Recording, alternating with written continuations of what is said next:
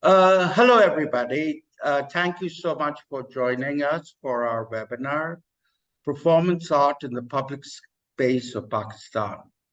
Adam Fahy-Majeed and I co-curated the Q Rickshaw Project. I'm going to read you a short excerpt from my essay. In this city on a bright Sunday afternoon in January 2022, Adam Fahy-Majeed and I executed our Q Rickshaw Project. This was an attempt to bring performance art into the public realm. 9 individual performances happened one after the other in the rickshaw's back seat as my workshop assistant, Anthony, piloted it through the heart of Karachi. The audience were the people of the city. 14 artists, 11 women and 3 men from Karachi, Lahore and Islamabad participated. Usually my curatorial approach is cross-disciplinary. However, for this project, we chose artists for whom performance art was very much part of their trajectories. The Q Rickshaw's journey through the clotted arteries of Karachi told 9 tales to an unsuspecting audience. The knotted narrative spoke of patriarchy, personal mythologies, joy, memories, resistance, and the marginalized in this beleaguered city. Born out of the bloodshed of partition, Karachi's had an extremely turbulent past. After 9/11, its bazaars and public places were targeted in terrorist attacks that indiscriminately slaughtered scores of innocent people. However, the city remained resilient, its citizens making uncertainty a part of their lives. In spite of Karachi contributing 42% of Pakistan's GDP and 70% of its income tax revenue, the infrastructure of the city pales in comparison to that of Islamabad or Lahore. One advantage of being forgotten way down south, far away from the center of federal power, is that a certain degree of personal freedom exists here. I feel a project like ours could only have happened in this city of migrants. The chaos and unflappability of Karachi and the courage and belief of the artist helped this Q Odyssey slip under the radar.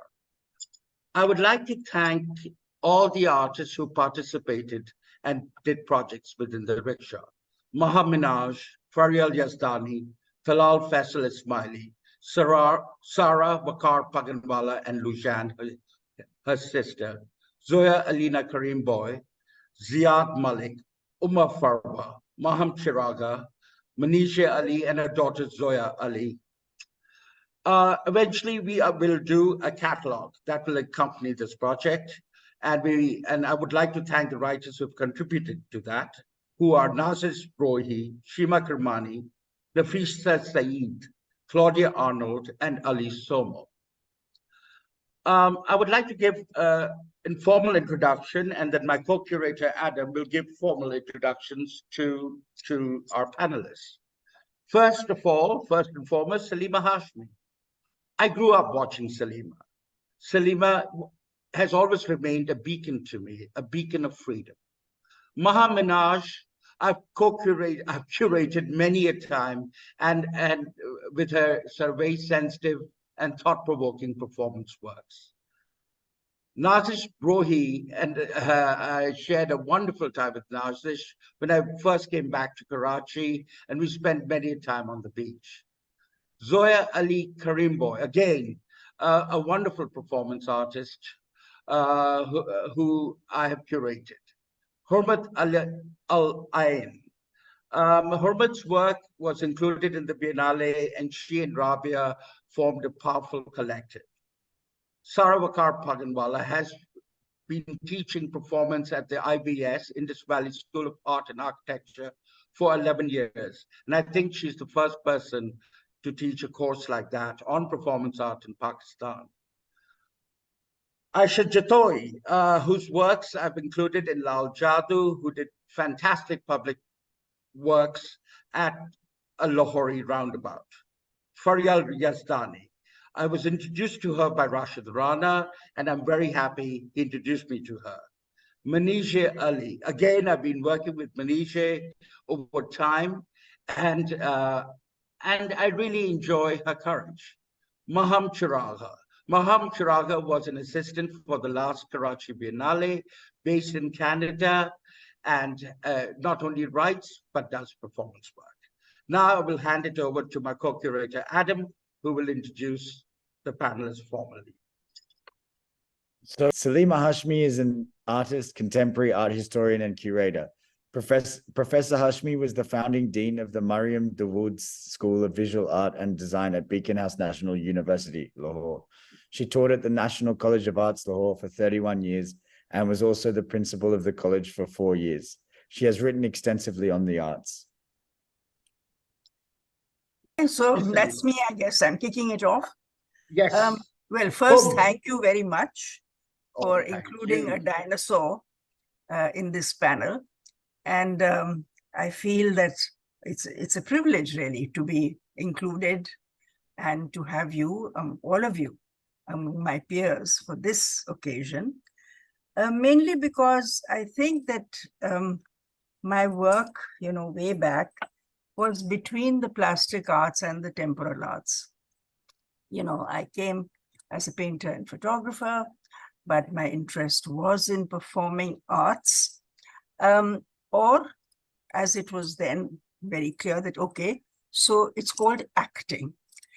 But of course, one learns that as one goes along, at what point do you start questioning this whole notion of occupying a body and making it do something else from how you thought of it originally. There's a kind of delicate negotiation. And so, when one knew of the notion or the genre of performance, one questioned exactly what it meant, from where it originated and why. And of course, you think of the fact that, okay, you have these images in the Altamira caves of the hunters who don, antlers belonging to animals, or they don skins. Do they, in fact, occupy that space or the idea of the animal? Is that why they were painted onto those walls?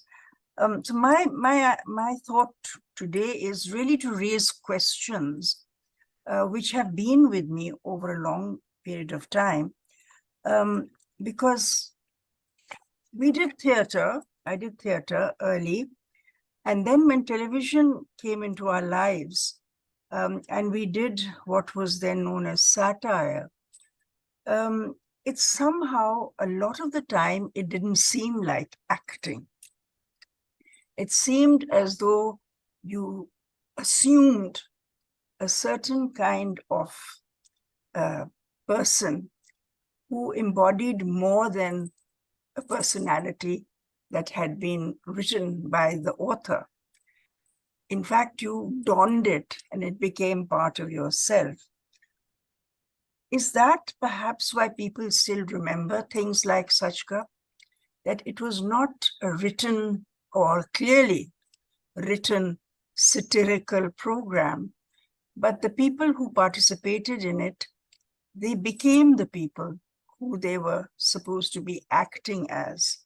And therefore, when I took on the role of the Begum, which came upon me when I was walking one day in Anarkali Bazaar, and I heard this voice of a lady who was running down somebody or the other in a very nuanced, semi-Punjabi, semi-Angrez voice. It came as a flash upon me. That is who I want to be for the length of this program. And it became a hit, but not, I think, because I was acting, but because you represented kind of a social phenomena or a social being which people recognized. But is that performance? I don't really know, because the performance that I have seen here and elsewhere, the performances I've seen here, they don't seem to at least as to my knowledge, incorporate the element of subversion which comes with humor. Laughter to me is the ultimate subverter because it makes fun of the pomposity that is rampant, not just in our society, but all society. It attacks the smugness of humankind. It cries out that the emperor has no clothes on.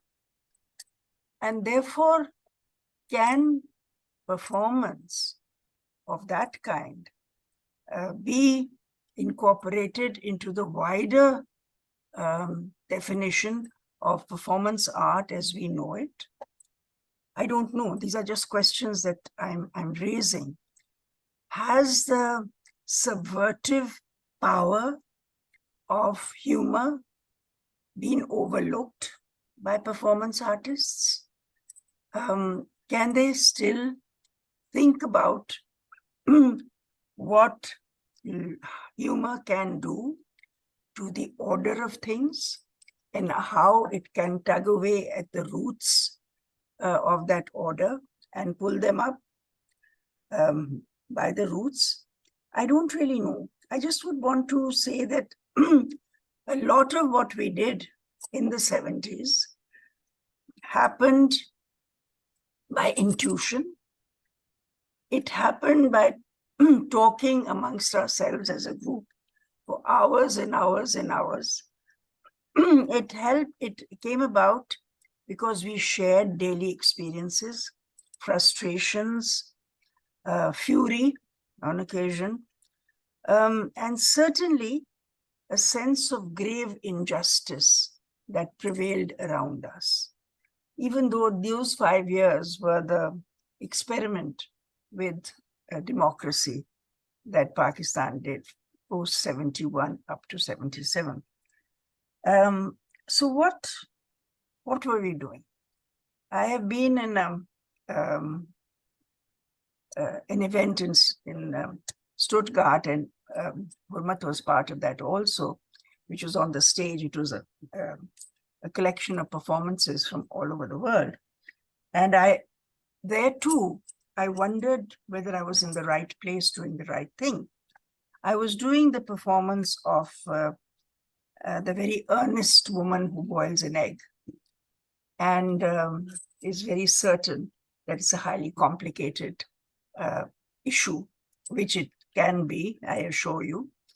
And of course, it evokes a great deal of laughter.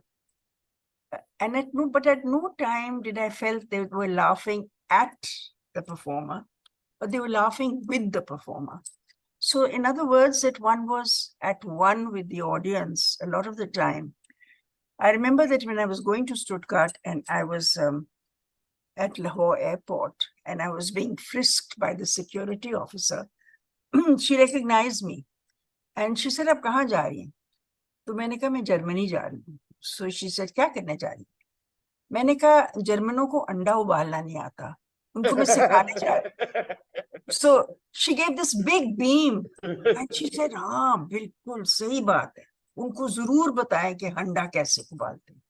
So I think the fact that it, the idea remained alive 30 years or more after it actually been performed for the first time meant it touched some kind of a chord. Is that what performance is all about? Touching chords so that people recognize certain phenomena? I don't know. This is just a question that I'm putting. What I do know is that I'm a great admirer of performance artists in Pakistan because I think that they give us a definite vitality to the diversity that we hope is constantly being added to in the artistic practices across the board. And therefore, that's why I'm so tremendously grateful to be invited into this for as long as I can stay, because I have to go to another performance, which is actually a dinner party. So, I'll be terribly aware of this panel while I'm there this evening. It constantly reminds one of where life begins, performance ends, performance begin, life takes over. And is it all a theater? Or are we nibbling away at the possibilities in finding new ways of going beyond ourselves, beyond this body which we inhabit, and going into another realm in which it's all up for people to share and perhaps recognize bits and pieces of themselves? I don't know. Thank you. Well, thank you, Salima. I mean, you bring up, and as always, fantastic points. Where the lines, and using humor as this great subversive tool, or using humor and cutting through and making things relevant. I mean, and where the lines, what defines performance art? These are all like very open questions. I think they're very, very open questions. But one thing I do know, that Underwale piece of yours, and I watched it on YouTube, it was as fresh and wonderful and subversive. And I mean, you could call it feminist, you could call it a million things, but it just struck home into something. It struck inside one something, and I can see how it remains. Adam? Yeah, no, I mean, there's a lot to go from what you said, Salima. I mean, always eloquent and always kind of on point. But I love the fact that you're asking questions, and rather than providing answers for that, Right. I think that I think Amin and yourself are kindred spirits, because that's what he aims to do. But in our project, if we kind of had a backup plan, if there was any trouble kind of kicked off with authorities or anything, whilst we were on our route, right? And our line pre-prepared was, "What the drama hai?" ये तो drama है जी, drama है. So my question for you actually was like, how do you align this kind of inherent Pakistani sense of drama with the performative in daily life, but also in a sort of artistic field, whether that be television or art itself? And there is this inherent sense of the dramatic. So I wonder how you kind of put those together. Well, I think that one of an answer probably could lie in the fact that we were banned a couple of times during the run. And very often it was the person who we didn't expect who would call for the ban, which meant that there was some kind of a recognition of a truth, and an uncomfortable truth, which is, of course, something that performance does. It brings out, hidden truths and makes them shareable, and therefore, and also sometimes a very unusual response from people who we thought would be irritated by what we did. For example, we did a program on railways, and we got a letter from the Minister of Railways at that time, who just happened to be Mumtaz Bhutto. And he wrote this extremely interesting letter in which he said that I watched this program from beginning to end, and I couldn't find fault with it, because every single thing that was said in it was absolutely true. And I wish that I could put all those things right, but I can't. So all I can do is I hope that you carry on with doing what you're doing, so that we all know. Now, this was very unexpected. We didn't get that. On the other hand, another minister, who shall not be named at this point, walked into the television station and said, "Take these people off the air. They're subverting our policies." I mean, same government, same cabinet, okay? And that, they should be taken off the air immediately. my own minister, who happened to be the education minister, Abdul Hafiz Pirzada, I was at a meeting and I was taking notes, and he came and he said, you know, you people are nothing but trouble. At every cabinet meeting, half the people think you should be banned and the other half think you're doing a great job. Which is, you know, so I said, you know, which camp are you in? So he said, no, you people can say what you like and do what you like. But it's interesting that, you know, within the same construct, you have very differing views of what a thing can mean, which of course has to do with performance. The fact that it's not a prescriptive, you know, well-defined thing. It is that, you know, ambivalent, amorphous happening, which can mean different things to different people.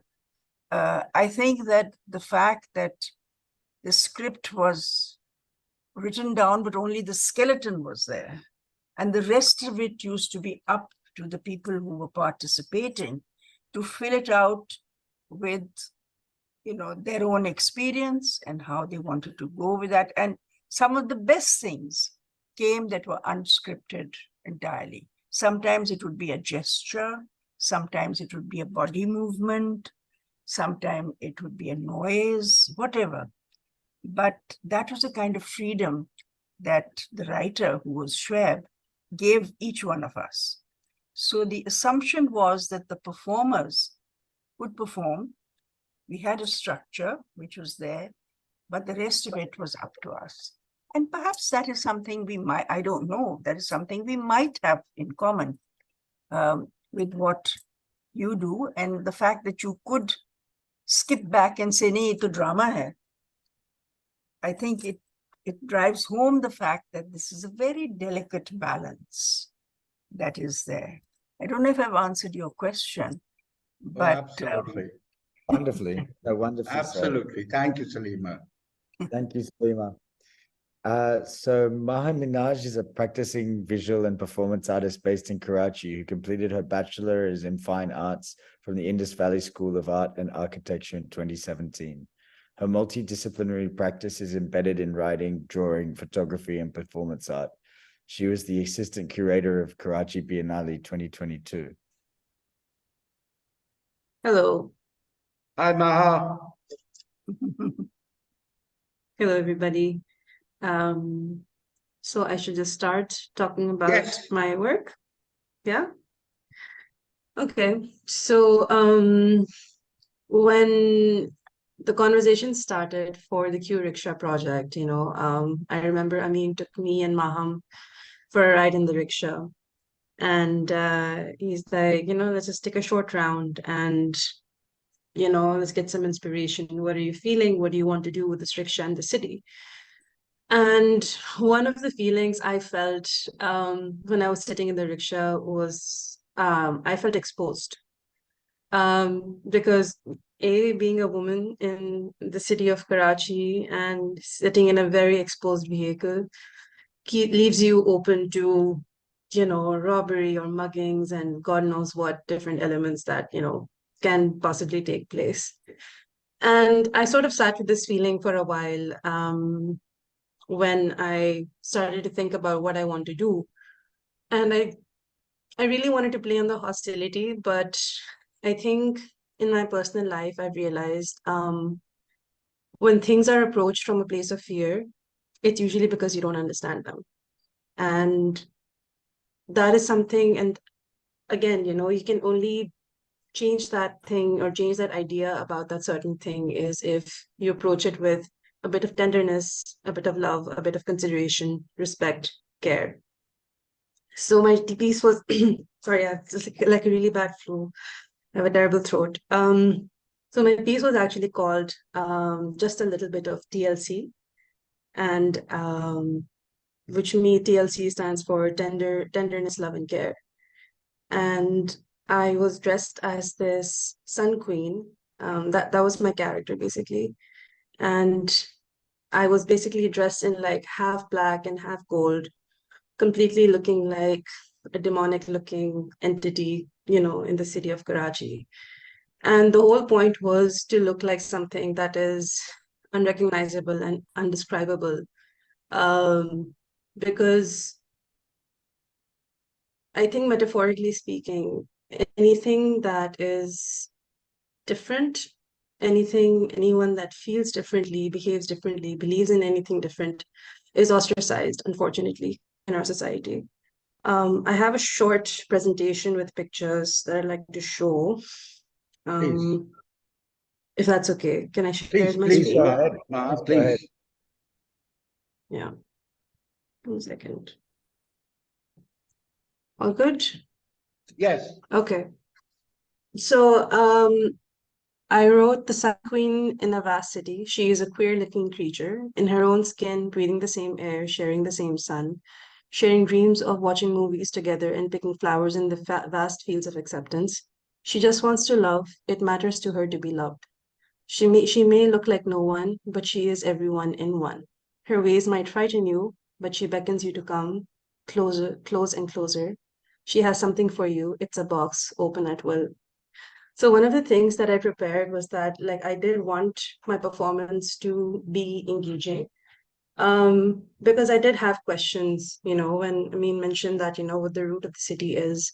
I did think about that it's the heart of the it is the heart of Sadr, literally the heart of the city. People from every social class is going to be present there. And what is it that I can give to them that so that they don't feel threatened almost, because any kind of interaction is always looked at with a certain kind of suspicion. And despite looking very suspicious, which you will see at the end, I was giving away these little boxes that I made that were handmade out of butter paper. And they all had, like, I made around like 50 of them. And each of those boxes had a little marigold inside of it and a little mirror on top. So when you open the box, the first thing you're going to see is your reflection.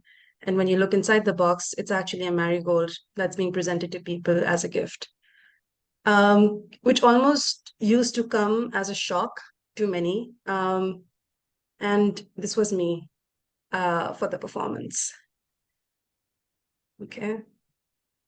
Sorry. So this performance, I feel like it was a very interesting sociological study almost, because when the performance started, I was sitting in the rickshaw. People were very hesitant to approach me almost. Like, she looks like a jinn almost. What is this person? Who is she? Why is she looking so strange? Queer almost. And initially there was a lot of hostility from like in my interactions, until one person sort of like reached out and like took the box, and eventually people started to like take the box, because whoever was coming from the backside kept going like, what is she giving? What is she handing out? And every time I would see, like, they would open the box, they would end up smiling like a surprise, like, oh, she is you open the box and you see yourself. And I guess one of the biggest reasons for choosing like a mirror for that performance was, I think it's sort of a reminder, like a soft reminder, that there is gentleness in all of us. And I feel like in a city like Karachi, like gentleness needs to be reminded, that that's something that we forget very easily. And I feel like this kind of gentleness, I have experienced it in different cities like Lahore, Islamabad, Faisalabad, Multan. They are gentler than Karachi. And being born and raised in I don't know. It's just like I remember once I was in Islamabad and I was going to a parlor with my sister, and we were walking by, and then this woman and her daughter looked up and they smiled at me, and I looked at my sister. I was like, Somi, why are they smiling at me? She's like, Maha, it's okay. People smile at each other. It's a normal way of greeting. So as a Karachiite, it was very, very new. It was a very different experience for me. So yeah, I think my performance was sort of to remind people that even though, you can look different, you can believe in different things, but at the end of the day, if you strip down identity, gender, all the things that make up your identity, we are flesh and bones. And yeah, I Yeah, think and you a know little what was bit of it wonderful? is belong. Yeah, and also Maha, what was wonderful was you started from Empress Market, and as you know, Yeah. Empress Market was a site of rebellion, one of the sites of the Sepoy Yes. Rebellion. And the only reason Yes. it was constructed was to make the natives forget about that rebellion and remind them about Queen Victoria. So you sort of Yeah. you became the other Sun Queen, the alternative queer-looking creature that you became, and it handed out bits of joy to our sort of overstressed city. Yes. Adam? Yes. Yeah, no, I find very interesting a certain aspect of what you're saying that I think again because maybe I keep bringing it back to sort of general questions that are coming out of what you guys are saying. Now, for me, it's about energy exchange as performance, because when people let you in, there was some sort, and then they accepted what you were giving them. There was then an energy exchange, and there was an energy exchange with you, but also with themselves. So I felt like there was a nice multi-level thing going on, and the TLC was not only operating from you to them, but then from them to themselves in a way. Yes. Yes. I mean, their willingness to be open to even accepting love is a big thing, you know. Yeah.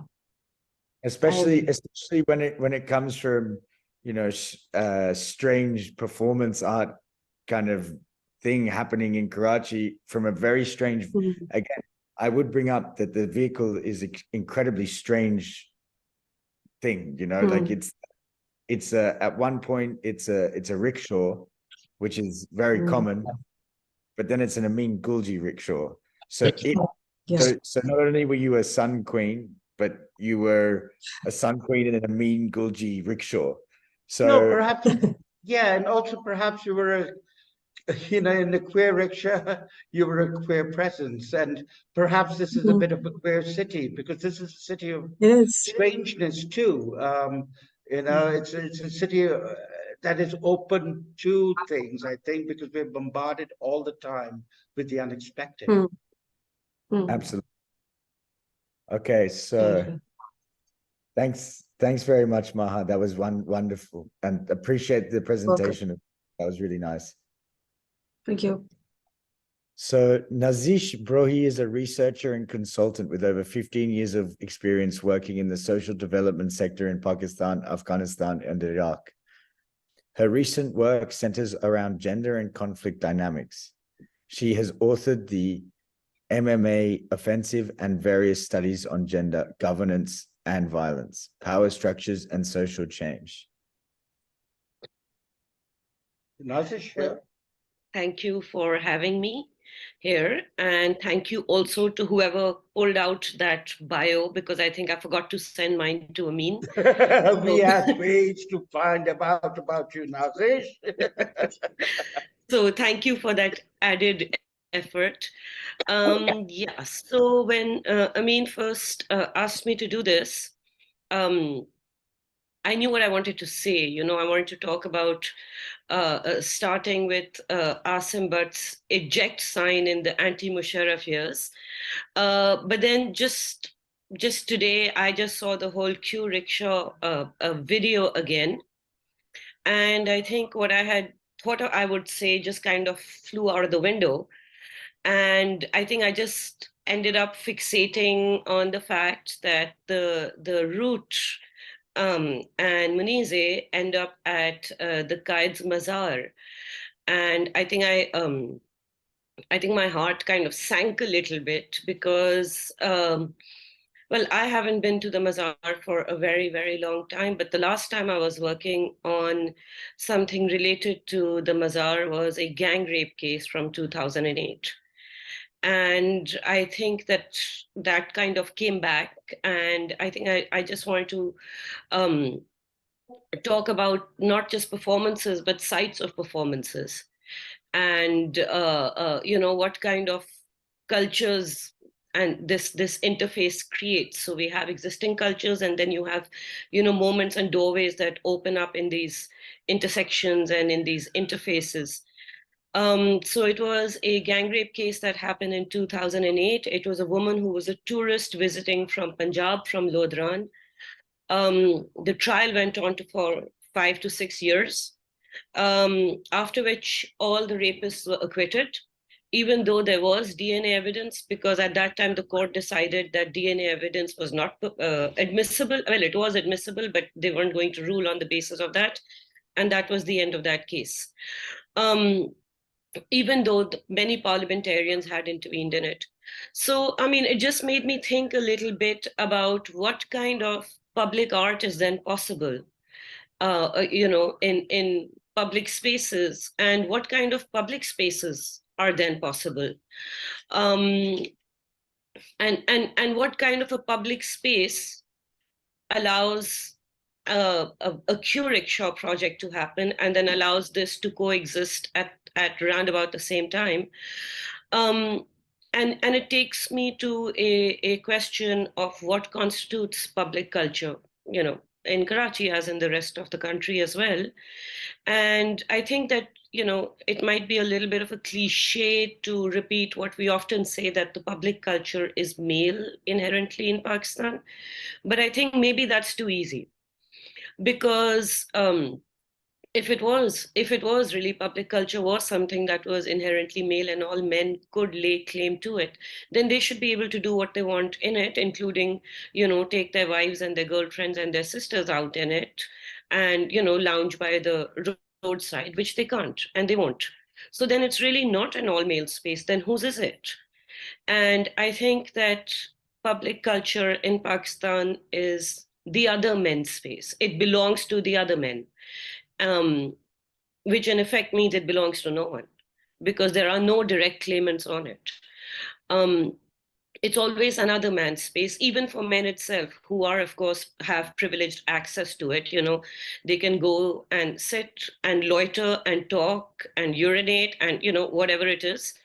Women can also access the public space on very particular terms. You know, they can get from point A to point B, or they can go to the shops, or they can, you know, there are very defined rules of what they can do inside a public culture. And when they transgress those boundaries, the response or the surveillance is generally in the form of sexual harassment. You know, an action that then puts them in their place, and they're reminded of the fact that they are transgressing in a space that's not their own, and they're overstepping boundaries. So if you then have a public space which has no direct claimants, and it's always a refracted, deflected space that belongs to another, you know, to other men, it then led me to think about what kind of public performances are then possible in such a public space. You know, what kind of performance art is possible? And I think that you know, I've been working on issues of violence against women for 2 decades now. And one thing that I've come across again and again, a theater of the absurd maybe, but a theater nevertheless that's constantly performed is across Pakistan is masculinity. It's always performed, always enacted, always precarious, always under threat, and hence always needs to be constantly asserted. You know, ideas of ghairat, ideas of mardangi.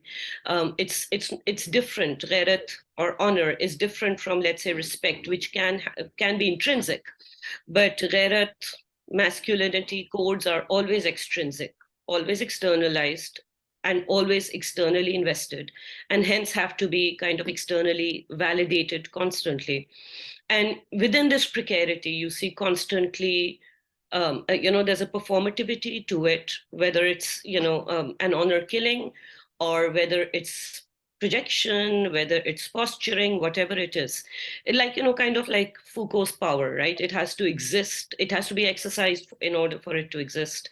And without its exercise, it ceases to exist.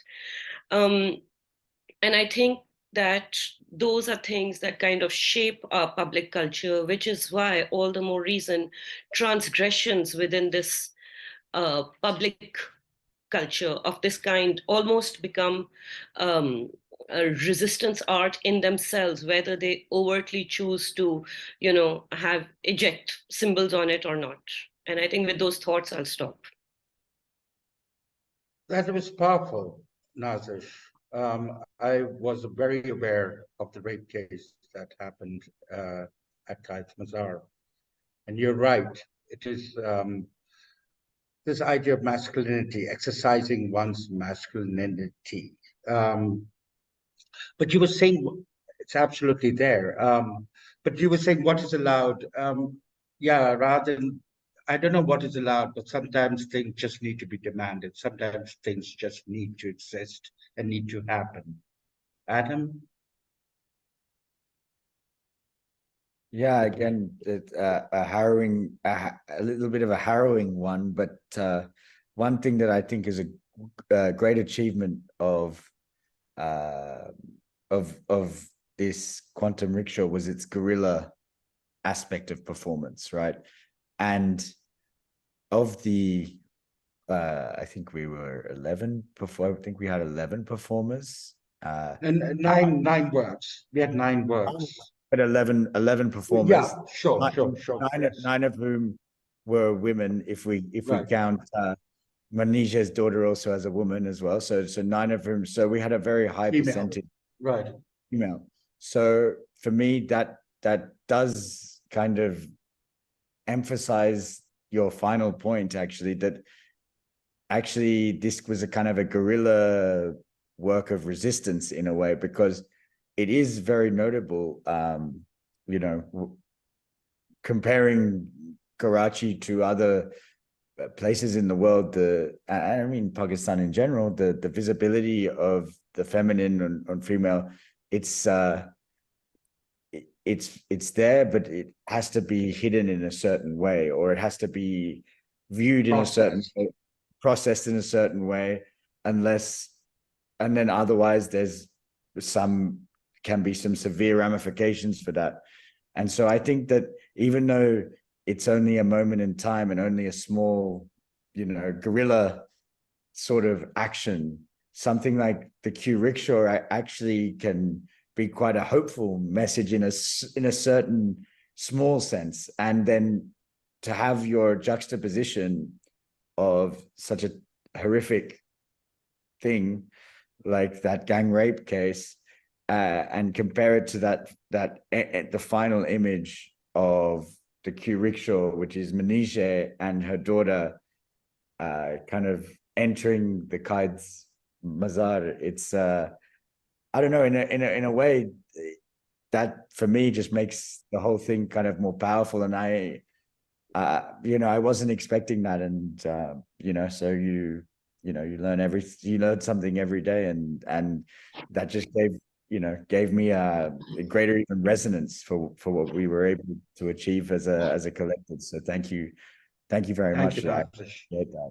It becomes a reclamation of sorts in that way, right? Yeah. And I think it's in these interstices that such an exchange can kind of happen, and like I said, create those expand those doorways forcibly if needed. So of course, I mean, I think there's okay. Yeah, no, it's true. Absolutely, Nazish. Absolutely. No, thank you, Nazish. Thank you. So Zoya Alina Currimbhoy graduated from the Rhode Island School of Design in 2017 with a BFA in painting and a minor in literary arts.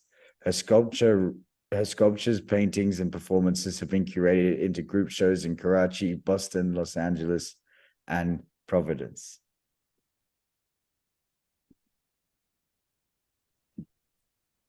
So hi, Zoya? Yes. So hi everybody. I'll take that as my cue to start talking a little bit about the piece that I made for the Q Rickshaw Project. So I love working with Amin. I like every time he kind of comes to me with a show, I get really excited. I like to think of it as a playful challenge because I mean, you give us these scenarios, you know, in the context of the Q Rickshaw Project. You're like, okay, you're going to be in a rickshaw for 15 minutes, around 15 minutes, create a performance. Your audience is everybody on the road and maybe a camera. And I kind of really love that because you give us these raw materials, and I kind of try to take these raw materials and create a story of sorts. So I just kind of want to read to you what I wrote for the piece that I created. For my piece, I also like to, when it comes to performance, it's a ripe breeding ground for collaboration and just for bringing in a lot of external influences into what you're doing. So my piece revolved around a conversation between two lions. Two lions are sitting in the rickshaw. Both admittedly believe that they are in control of the vehicle/journey, but their interaction with each other makes them question their own reality and the viewers. The lions don't understand each other's perspective, and in fact, they have a mute translator in between them who translates each other's words and feelings and reality by creating iconography using wet paint. The two lions sit on either side of the translator in the rickshaw. They each peer/press their faces through plastic screens, allowing the translator to paint over each other's message over each other. The piece is about the frustration that develops when deeper messages get lost in translation. So that was the premise behind my performance. And essentially, when I say lions, I really just mean two actors. So with me in this piece, I had Babar Ali and Rana Kazmi playing two actors, two lions. I call them lions, but essentially one person was dressed in red, who was Rana, who's a female, and then Babar was dressed in blue. And we exaggerated the makeup to make them seem a little theatrical, but still like a regular pedestrian. And the idea was that the red lion believed that they were waiting that both the lions believed that they were waiting at a yellow light, but the red lion believed that they were that the next light was going to be green, and the blue lion believed that the next light was going to be red. So as they were having their conversation with each other, they were getting increasingly frustrated, and they couldn't hear each other. The only way they could hear each other was by me painting a message onto them. So the piece was very messy. It was very experimental. It was very gestural. And I really applaud Amin for letting me make a giant mess in the rickshaw. But in a lot of ways, that's kind of what I admire and I appreciate about performance, is that it is an experience. You can't always control what's going to happen. Well, you can to an extent, but you don't actually have, you can't see the future. You can't always you can't always predict how the audience is going to react. You can't always predict if the environment is going to react in a harsh or a harsh way, or not even react at all. But yeah, I think that's kind of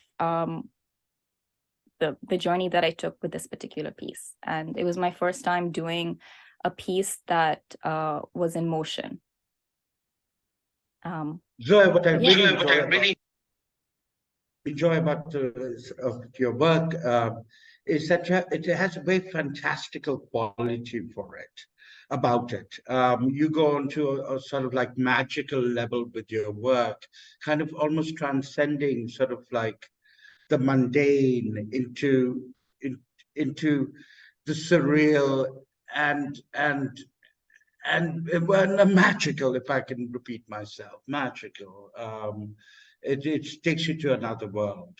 Adam? No, so I found there were several things in your explanation which I found pretty interesting. There's parts of the dialogue, right? Sound was important, but when we analyzed the sound that we got from the rickshaw, it was interspersed with like the natural dialogue with the sound in Karachi, which again, with doing something like this in the public space in Karachi, even though it's a Sunday, which, you know, is obviously toned down comparatively, but also the performers were in dialogue with the beeps of the horns, all the usual ruckus that's going on, right? So it actually made a super interesting soundscape. And I also believe that that's, if you kind of look into what you're saying, that soundscape is kind of that gestural, messy kind of thing. And the translator almost is the experience of Karachi itself, because, you know, when you have experienced that surreal element of Karachi, again, we're kind of coming back to this thing of Karachi as something surreal and experiential. But it became a very interesting, not only a performance piece that's visual and, as Amin was talking, kind of, you know, magical realist, but at the same time, it was also a sound piece. And we tried to get that across in the video as well. And I hope that when you're watching the video, that we did actually include that dialogic part of it in there. So I mean, I hope you enjoyed that. And when you then described it to me, then I was able to, I didn't really understand certain parts of the two lines and how they were in dialogue exactly, but that kind of confrontation with the translator in between now makes even more sense actually to me. So that's wonderful. Thank you, Zoya. Thank you. Thank you. Yeah, and just saying, like, you know, when it comes to this piece, I was actually I kind of created this piece because I really, at that point in my life, I literally felt like I was hearing conversations and people were not getting their points across. I was listening to a lot of arguments, and in a lot of ways, this piece was me expressing an argument in a poetic way. Yeah, speaking in tongues. Speaking in tongues. And I kind of like the fact that Pakistan in the streets of Karachi themselves were so noisy, because it just felt realistic. And honestly, I wanted the piece to be as realistic as possible, even if it is just a dance or a piece of poetry. It needed to feel real. And I think that's what performance art makes me feel. It's very real. And that's something that maybe a stage performance might give me a different feeling, because everything is a little more orchestrated and staged. With performance, it is real, and you put yourself in the midst of it with a piece of art. Thank you, Zoya. Wonderful. So Hurmat Ul Ain is a PhD candidate with the Theatre and Performance program at York University. She holds an MFA in Performance Art from the School of the Art Institute of Chicago, where she studied as a Fulbright scholar. She's interested in the performance of everyday life in public and private spaces.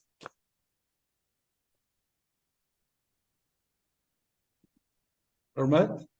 Sorry, I'm just trying to get the mute off and I accidentally stopped the video. You're I'm right okay. here. Yes. Excellent. Thank you very much for having me. Thank you for being here. Thank you, Amin, for always kind of reaching out, and even when I'm on the other side of the world and No, you know, we'll it's morning hunt you here. down, woman. Yeah, thank you. Thank you for always taking that initiative. It means a lot. I'm very happy to be here, especially because I've been sort of like looking at the performance art scene in Karachi, Pakistan, especially from like a little bit afar for a few years now. And I'm so kind of intrigued by the direction that things are taking. And as Zoya was just talking about the opportunities, creating these structures. So I have a few kind of like points to share. I wasn't sure, since I wasn't really part of this project, but I had seen the video and I was very, very kind of like, as I said, intrigued by the Q Rickshaw Project. And I wanted to sort of reflect on a few observations to do with the project and generally speaking about performance art as a medium, as a tool. I often think about performance art or performance itself as building structures that establish certain rules of engagement between the elements of the body, time and space. And repetition or repeatability is of these practices, of these elements, is often a characteristic that performance can rely on. So the rickshaw and the Q Rickshaw Project is an example of this kind of a structure, where you could use the same model repeatedly for a certain number of artists, and to kind of like map out a chart through the city. And on the other hand, excuse me, to provide different artists different kind of opportunities to be able to engage with that structure differently according to their kind of like own motive. And for me, this the presence of the body of the artist and kind of like its interaction with the participants on the road or the street, it's a very kind of a valued moment in that within that structure. So like Maha's marigold gift to unsuspecting, almost like people on the road, is this moment of connection that happens between the artist's body and the bodies on the side of the road. And I feel like that's the kind of gift that performance can sometimes give us, an opportunity to be able to connect with the stranger. The stranger is not always might be considered hostile. So I'm very, very interested in the ideas of like the power dynamics between self and the other in public spaces or even private spaces. Excuse me. So moving to the next point, that performance of the everyday is something that I think about through my research and my own practice a lot. And so embodied practices, ritualistic cultural performances of the everyday are such like a potent, fertile space for us as Pakistani artists to think about or draw from in our practices.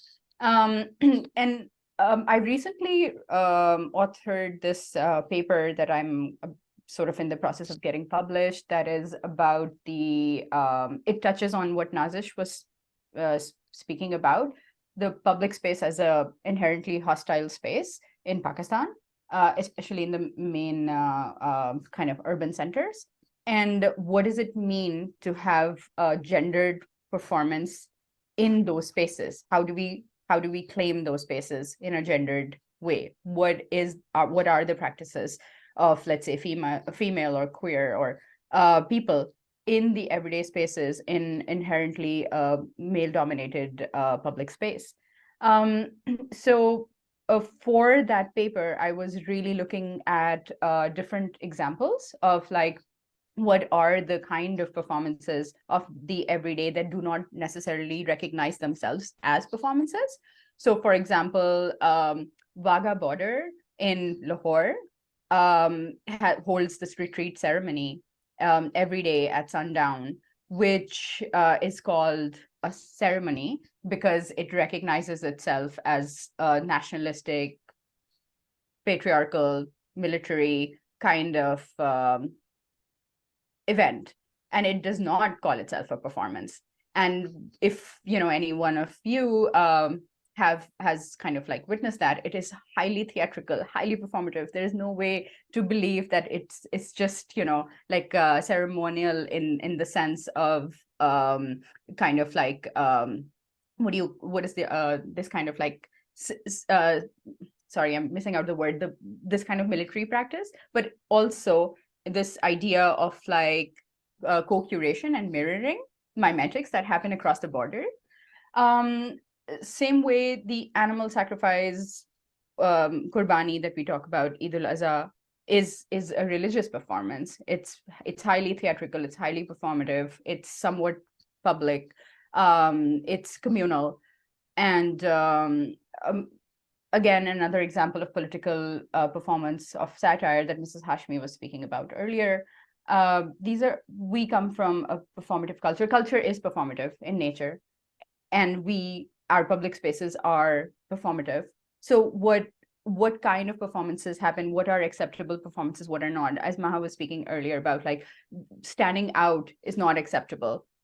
Dressing differently is not acceptable. So these kind of like overlaps of aesthetic performances or performance art and performance of the everyday performances that do not recognize themselves as performances, is that overlap is very of a great interest to me. And as also Nazish was referring earlier, like, how do we, in a space like that, what is the role of performance? What is the role of performance artist? How do we reclaim our space? What do we do with that? These are questions that are very interesting and important. How am I doing on time? Okay, I'll just make one last point and then I'll exit from there. So on that note of the kind of like conflict of the performativity in public spaces, it's another example where in Minari, Pakistan, in a couple of years back, there was a TikTok influencer who was harassed on 14th August. So it was very interesting to me that at the national holiday, at the symbolic, this kind of patriarchal, nationalistic space of Minari, Pakistan, there are rules, unsaid rules and said rules about who gets to participate in that celebration, and who is allowed to celebrate, what kind of performative celebration is acceptable and what is not. And so I just wanted to sort of bring that in because that's sort of, it parallels with the Qaed's Mizar reference that we were talking about. Another kind of interaction, the last one that I would like to refer here, is that in the video of the Q Rickshaw Project, there are two moments at least that I noticed, that when the artists, the performers exited from the rickshaw, and you can see in the background that they are going towards their parked cars to be able to leave from that space. So that moment of like when the performance ended because they exited the rickshaw and now they're going to enter into a regular vehicle to be able to leave that space. That moment is very, very interesting to me. I often think about like, what are the exits? How do we stop performing? Because we're still in the public space. We're still maybe wearing that costume. So what happens? How do we think about these kind of like parallels? And with that, thank you very much. Yeah, Hurmat. I mean, yes, South Asia, I think, absolutely is a highly, culturally, we're a highly performative space. And this kind of reminded me of the work that you and Rabia did for the Karachi Biennale 2017, when I invited you to do your onion work. And you sat there and you chopped, I don't know, kilos after kilos of onion in this small enclosed space. Onions are so profoundly linked to our cuisine. It's inherently the basis of our cuisine, culturally extremely significant for us. But they make tears happen. Right. And anybody who came into your enclosed space also started crying. And right. It was absolutely fantastic. Adam. Thank you very much. No, so I as the topic of the conversation is performance art in the public space in Pakistan, for my sins, I'm also a SAIC alumni, and the way they approach performance art there is so different to, yes, it's nascent there, it's established. In Pakistan, it's more nascent. It's something that's really experimental, but the way that it's done over there is so regimented that it's like, okay, here's a stage, you have that space for as much time as your performance is, and you have like, and the whole thing will be like this whole amount of time, right?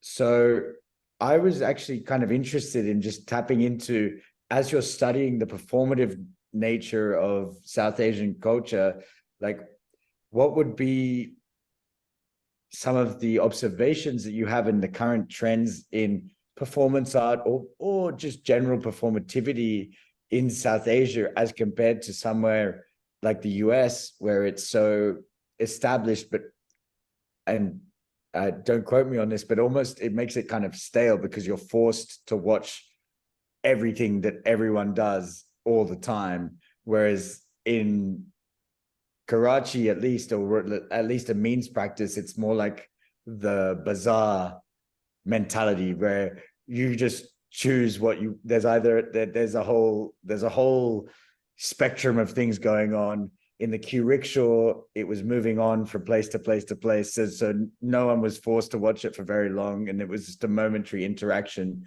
And it like highlights those momentary interactions. Whereas, you know, it's very different in the US. So I'd be interested to tap into your observations on that. Right.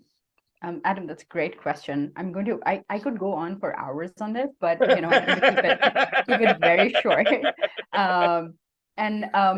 So I think first I will start with where I think I should be ending my answer, and that's that I'm obsessed with performance's capacity to be able to exist or infiltrate in the cracks and gaps between disciplines where it should be. You can't ever, Mrs. Hashmi was referring to that quality earlier, that it can't be pinned.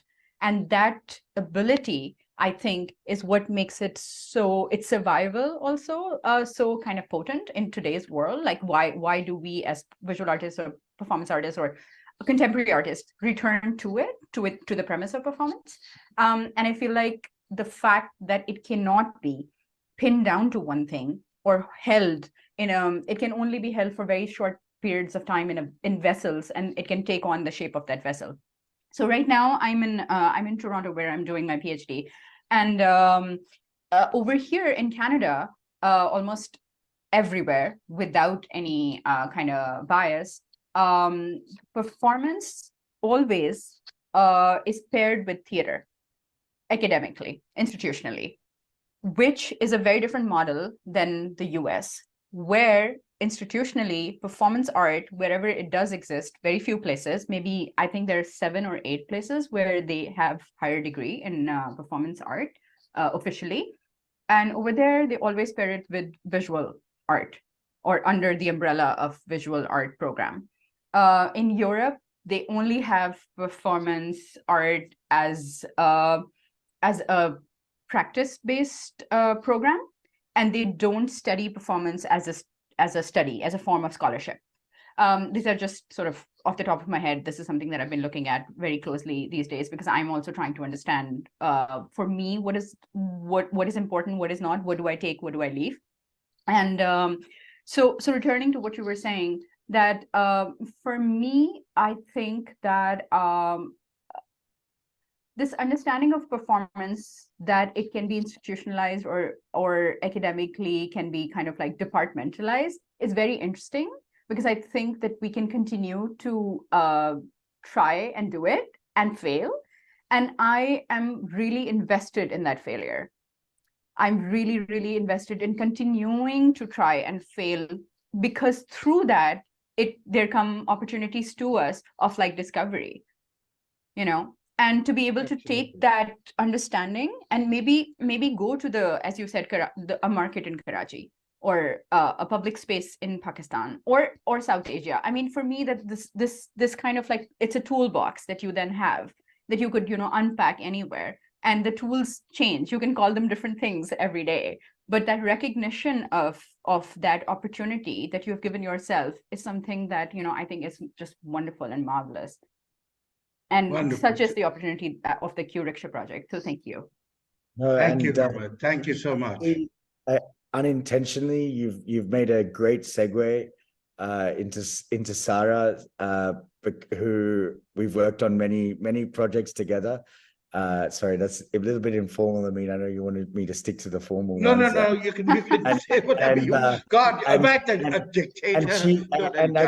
Actually, Sara is someone who really tries to take that performance and at least try to institutionalize it in Pakistan.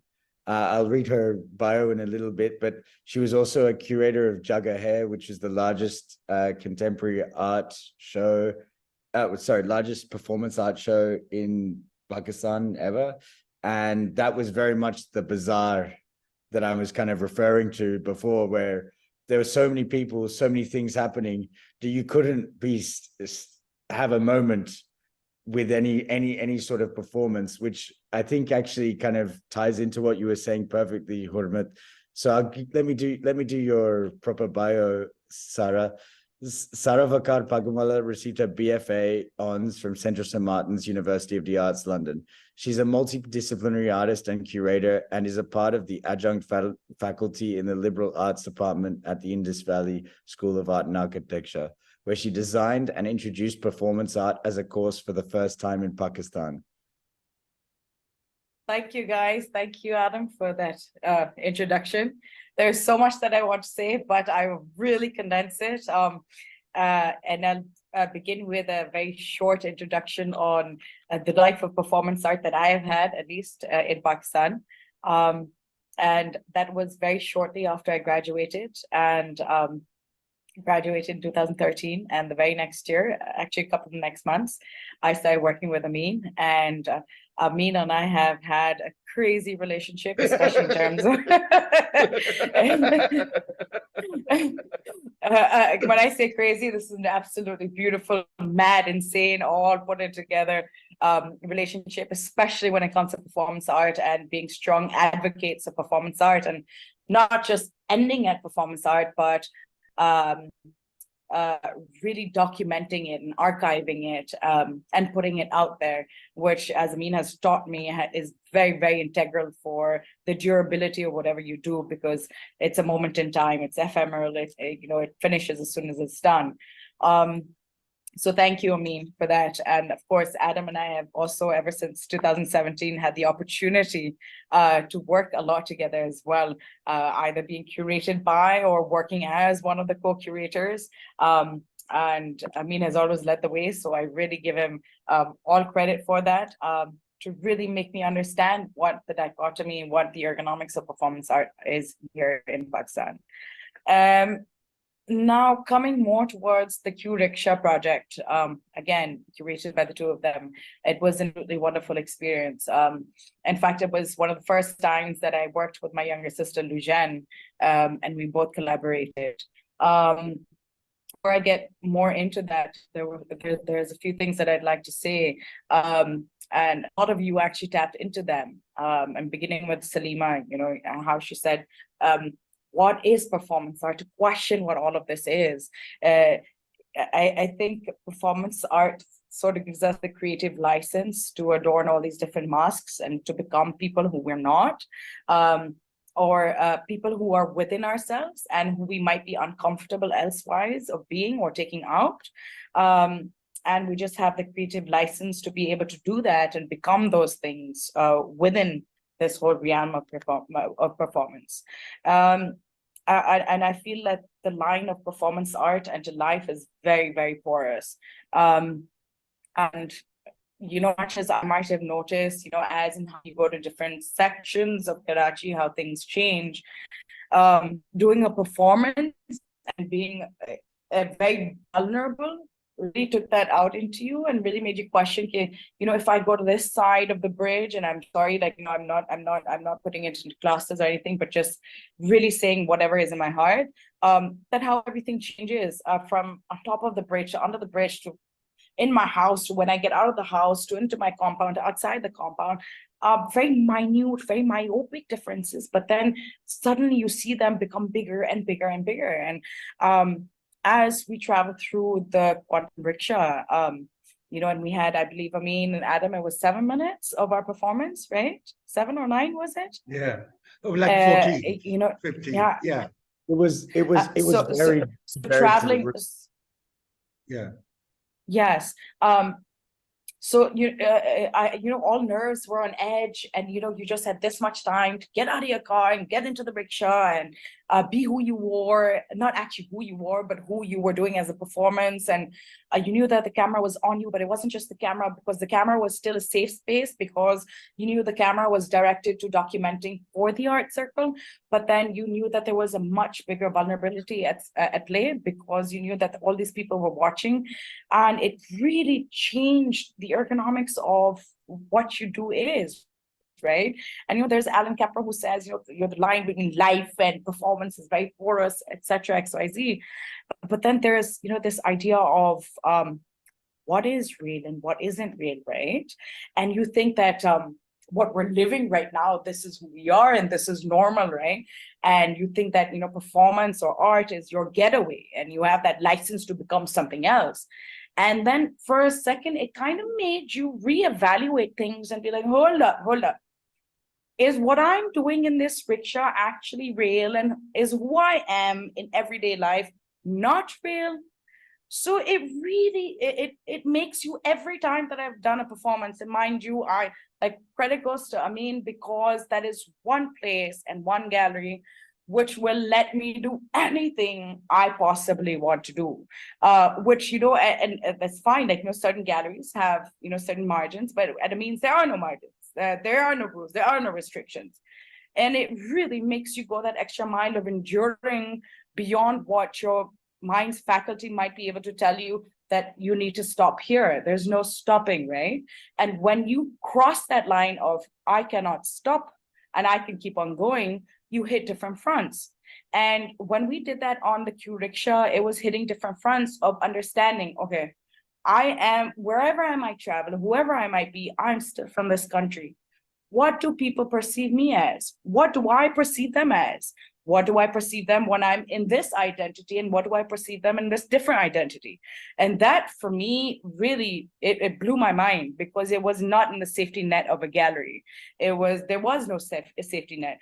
I suppose the only safety net was, I'm getting out of my car, we're running to the Q Rickshaw, and then in the process of the Q Rickshaw, everything is open. Anything can happen, right? And you're inviting that, you're provoking it. And then the other safety net is, okay, I run out of the Q Rickshaw and I run into my car. So in that split seconds, as Lujan calls them, liminal spaces, in those spaces, anything can happen.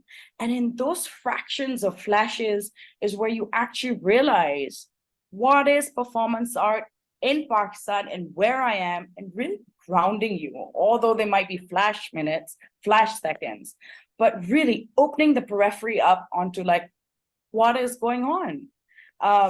And that really brings me to one of the quotes I quite enjoy from Alice in Wonderland. And I've done, again, I made a body cast for one of Amin's projects. I believe this was Speaking in Tongues and Dreamscapes, where Alice in Wonderland, the Mad Hatter says, I see what I eat is the same thing as I eat what I see.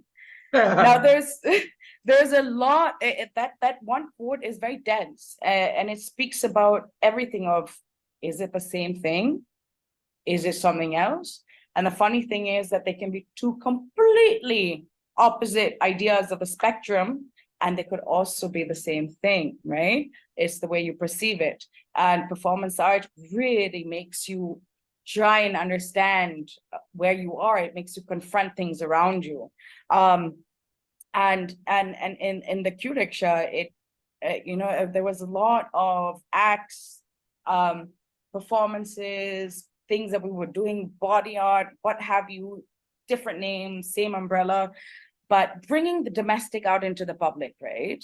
And how do these certain acts that I'm sure each and every one of you do certain things within your own spaces where you might not do those acts once you're out in the public, right? And what happens, like, simple act as eating, a simple act as, just changing, a simple act as, the smallest, most myopic things, when you bring them out into the public periphery, what happens? Do they change? And it's really bizarre how the vernacular of said objects, of said emotions, completely changes, right?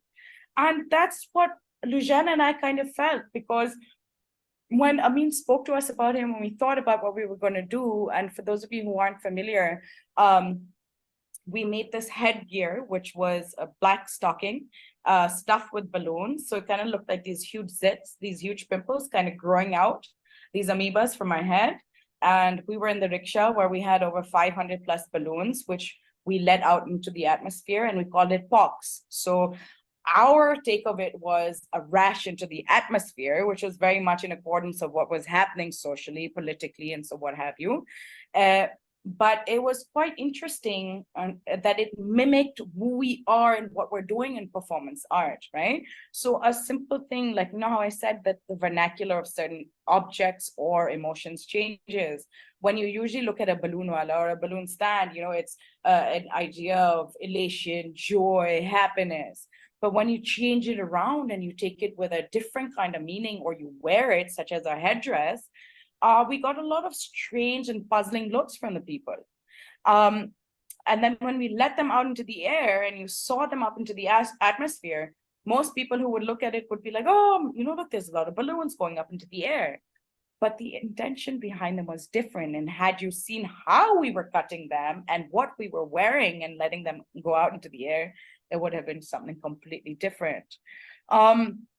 And it's really strange and very bizarre, but it does make you question that, you know, whilst people are looking into this, and I believe, Hurmat, you were also mentioning about this, you know, how people's perception is. And my question to that also again is, nobody turns around, you know, everybody looks and they've got these, you know, eccentric eyes, but nobody stops to ask or say, you know, what is going on or what is happening, or nobody writes about it, but we ask people to write about it, right?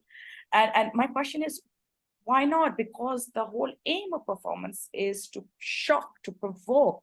So in a sense, you know, after the Q Rickshaw, I was like, you know, we did manage to provoke, we did manage to ask all these questions, our performances were successful.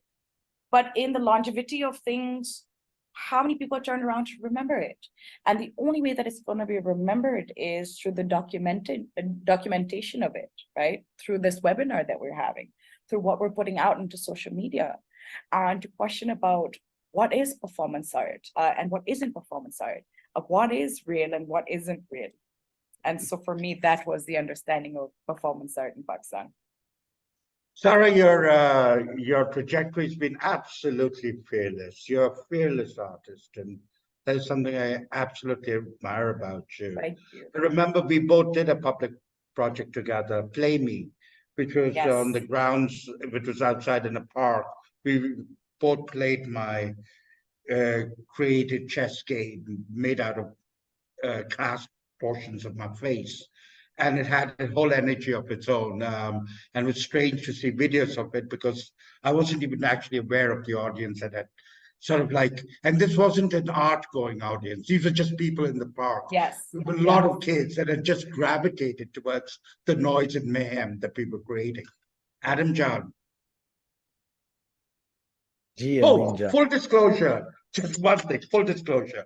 Sara, Vaqar Pagganwala, Zirak Ahmed, and Humayun Maiman were all my assistant curators. Adam Fahy-Majeed was the assistant curator, a curatorial member, and I was the chief curator of the first Biennale in Pakistan, Karachi, which is the first Biennale, Karachi Biennale, but it also happens to be the first Biennale in Pakistan. And that's how we all know each other. Okay. Okay. So actually, just I'm gonna again the connections between what Hurmat said and Sara are just taking me back into the space. And I guess for the record, before I ask Sara anything, I just speak about the logistics of it. This is what's interesting about doing something in the public space in Pakistan. Interesting and very appropriate for what kind of society we exist in is the fact that it was a military logistics operation that Amin and we planned the route, we drove the route many times. I think 3 times we'd driven it. It was like planned, like boom, boom, boom. We pick up this person, we pick up that person. I personally, it's one of the, for me, like the stress level for both Amin and I was extremely high. because what the fuck is what's gonna happen? What is gonna happen? Like, could anything bad happen? Like, please God, nothing bad happens. But as a safety net, I'm gonna make sure that I'm gonna make sure that I am there following up that rickshaw, like, so that if anything kicks off, like, at least we're gonna be there. At least we're there. Whatever that's worth. whatever that helps with, at least we're there. All in the name of performance art. but and it was the same. It really was. We had to like plan it. We had to do it was really a military, but it was like, it wasn't like official military. It was guerrilla military. It was artistic guerrilla military. And I find that a very interesting way to go about things. And, okay, so we have to plan it like that. Well, that's the reality that we're in. What are you going to do? You're not going to change that reality just by, doing a performance piece. You can adapt to the reality, and you can do it so that people feel safe and comfortable to do what they can do. Now, for me, Saru, my question would be, how, for your students, do you make them feel that kind of safety that, for instance, in this project that Amin and I, and when we've ever worked together, that we always want to make the performers feel, even though often, and more often than not, we try and open up the doors as public as possible?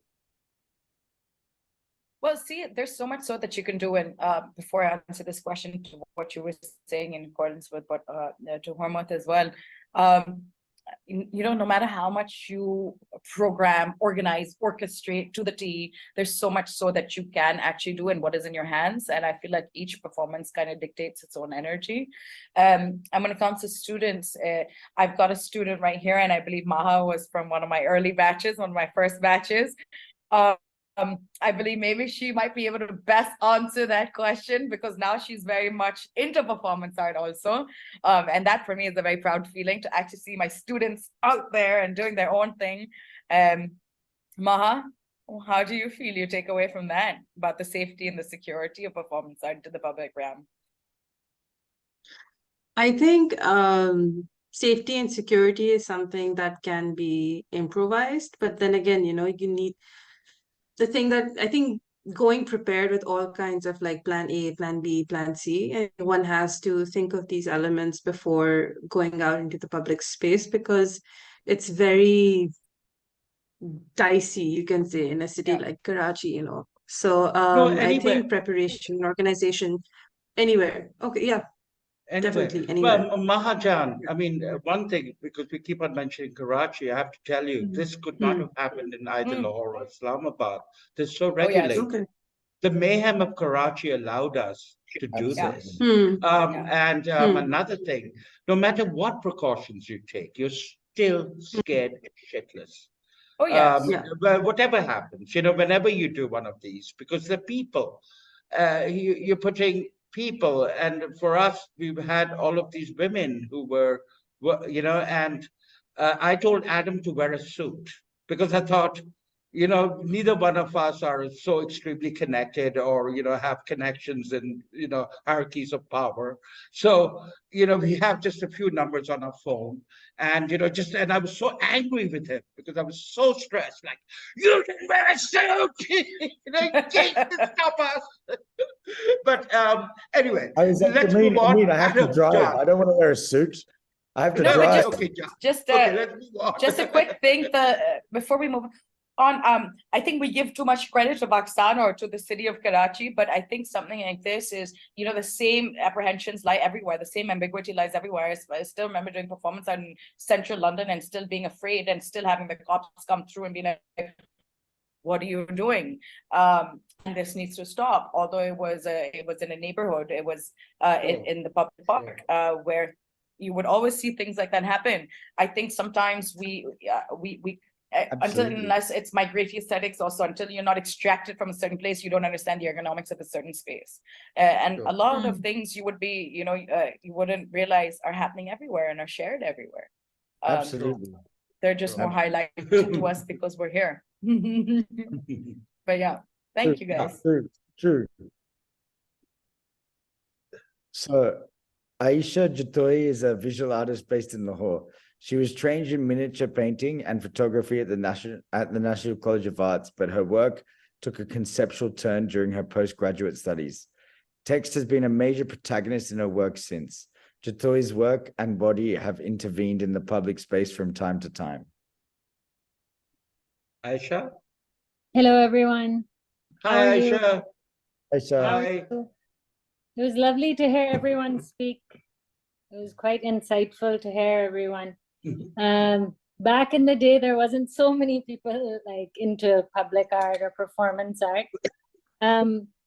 It's interesting. I mean, a lot of people have talked, so I don't want to be repetitive, but it's interesting how this new category, which is quite established now and entrenched in Western academies, we find imported into our art scenario, and we're trying to either fit ourselves in or to redefine it. But the reality is that it's come from kind of above, and then we kind of try to draw our tangents to it. I'm very interested in, like was discussed earlier, the interchangeability and that fluid nature of performance art and where it exists between places, as Hurmat discussed, as Mrs. Hashmi discussed. And so for me, performance art as the label is a bit kind of stifling because it forces us to kind of connect to a different history. And the other thing is that the public, the word public or the term has changed so much in the past. Growing up, we didn't have TV, phones, this and that, the internet, YouTube, TikTok. So I think now public is also can be redefined. I mean, maybe you find more of an audience online, on TikTok, on YouTube, and more of a dialogue and exchange in the comments that people leave, the fights they have, the discussions that come up online in the virtual world. So I think that these type of things are kind of also the idea of the public is very fluid, because maybe you go out on the street and you have 5 people watching you, whereas online you have a much wider viewership or an audience. I started thinking about protest, the art of protest a lot. When I was trying to write and end up finishing a paper on the feminist movement and the posters that were made and the protests that happened, activism. And then I started to think of it. I hadn't read anything on anything, but I was thinking of the like protest and activism as like protest as a performance, and how the props of it and the what did they call them, those tappas or something they used to sing, or the naras and everything that went along with being there, being in numbers, communally going out and kind of, performing, as it were. I was looking at some of the posters that were made by Lala and those people at that time. She was my teacher and a great influence on my work and stuff. And so that made me think of, and I had never thought of bringing in activism into the kind of performance thing. And I loved what Hurmat said about South Asia being a very, the culture is a performative thing, religion, the rituals, all of that comes in. So I think there's an important need for us to redefine performance from our own lens. If you look at like ancient Indian aesthetic, the treatises like the Nat Shastra, it was a treatise on dance, but it laid the canons of how an audience is supposed to perform, how they're supposed to be cleansed in the fire, how a connoisseur is, what are the rules and the guidelines. So it's interesting to see it from that kind of a perspective. And that drama, the first treatise that was laid down was this Nat Shastra on dance, on music, how everything was interlinked.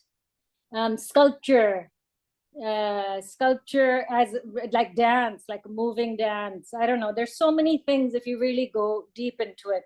So I find that very fascinating.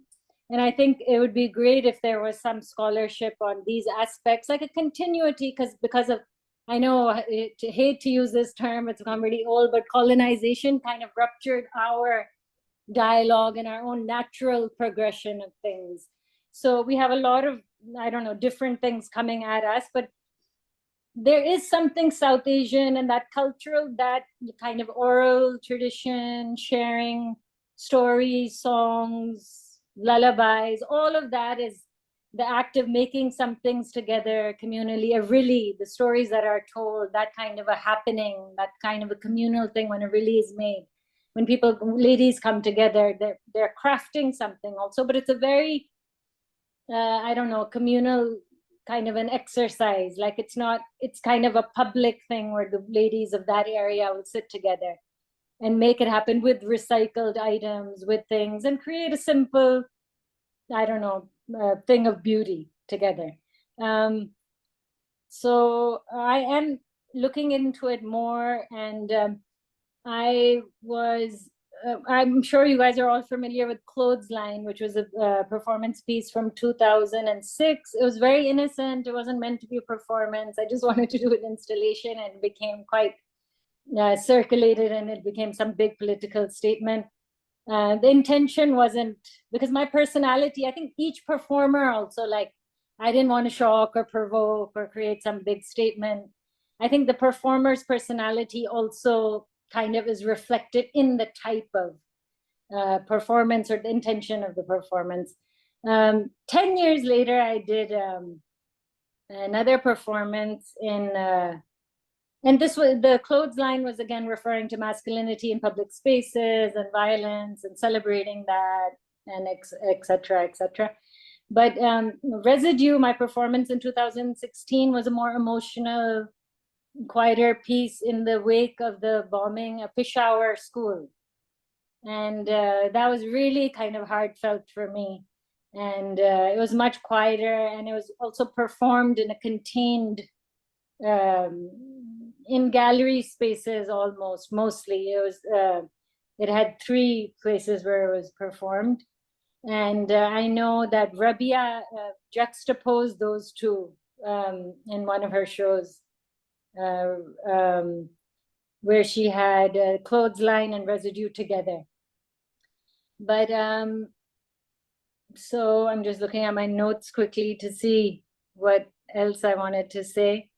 Yeah, I think that basically covers what, it's funny how, like, having kids now, like my father used to say, don't watch TV, listen to the radio. And now we're trying to say, oh, watch TV, it's better than the iPad, or it's better than this and that device. So then that makes me think, like, I've had my children's friends come over, and they're all sitting and looking at a screen in one room. And I said, what are you guys doing? Why aren't you interacting with each other? They said, we are. In this virtual world, I don't know what these games are called. They're all interacting, they're talking, they're doing things, they're living a whole life quietly sitting. So I think the world has also really changed a lot. And I really feel like the new public space or virtual interactions are not much more relevant, but really becoming the new reality now, this virtualness. So that's it. Well, Aisha, you bring up a very good point, the problematics of the term performance art. And I think the only good thing about it is that it's impossible to define. Where's the line between performance art and theater, let's say, or ritual, or where is the line? And that is the power, I think, that exists, is that how difficult it is to define this term and to put it down. What exactly is it? So it keeps it sort of this wide open area. And I really like this idea of yours, the virtual space becoming a public space for people to experience. Adam John. Yeah, no, I mean, again, I think of your works that you described, and I just keep coming back to this idea of performance art in the public space in Pakistan being a guerrilla action. It's not the one that the work that you were mentioning, which got some sort of political, momentum outside of your own volition, actually. No, but what Ayesha did was kind of like guerrilla action. She draped. That's exactly what I was saying. It wasn't her initial intention, but it had a guerrilla action, which is then in itself the beauty of what the possibility of performance art in the public space in Pakistan can be. Because it ramifications. It flies under the radar. It then can take its own momentum. And what was interesting about how you then described your subsequent pieces was that you described them as more and more low key, but they all seemed kind of low key to me in your description, honestly. And that's guerrilla action. And that, in a way, was what we were actually considering about this. I mean, how guerrilla you can be in a Amin Gulgee rickshaw is a question to be discussed by other people. But at the same time, you're not in one place. It's like you're transient, you're in and you're out. And again, it goes to those questions that everyone has been discussing of like, how does that performance art, which we're unclear about what it is, but how does it interact with then the transient public spaces? And the interesting thing is that even if you were to have a non-performance art piece in a Pakistani public space, how does that take on new meaning?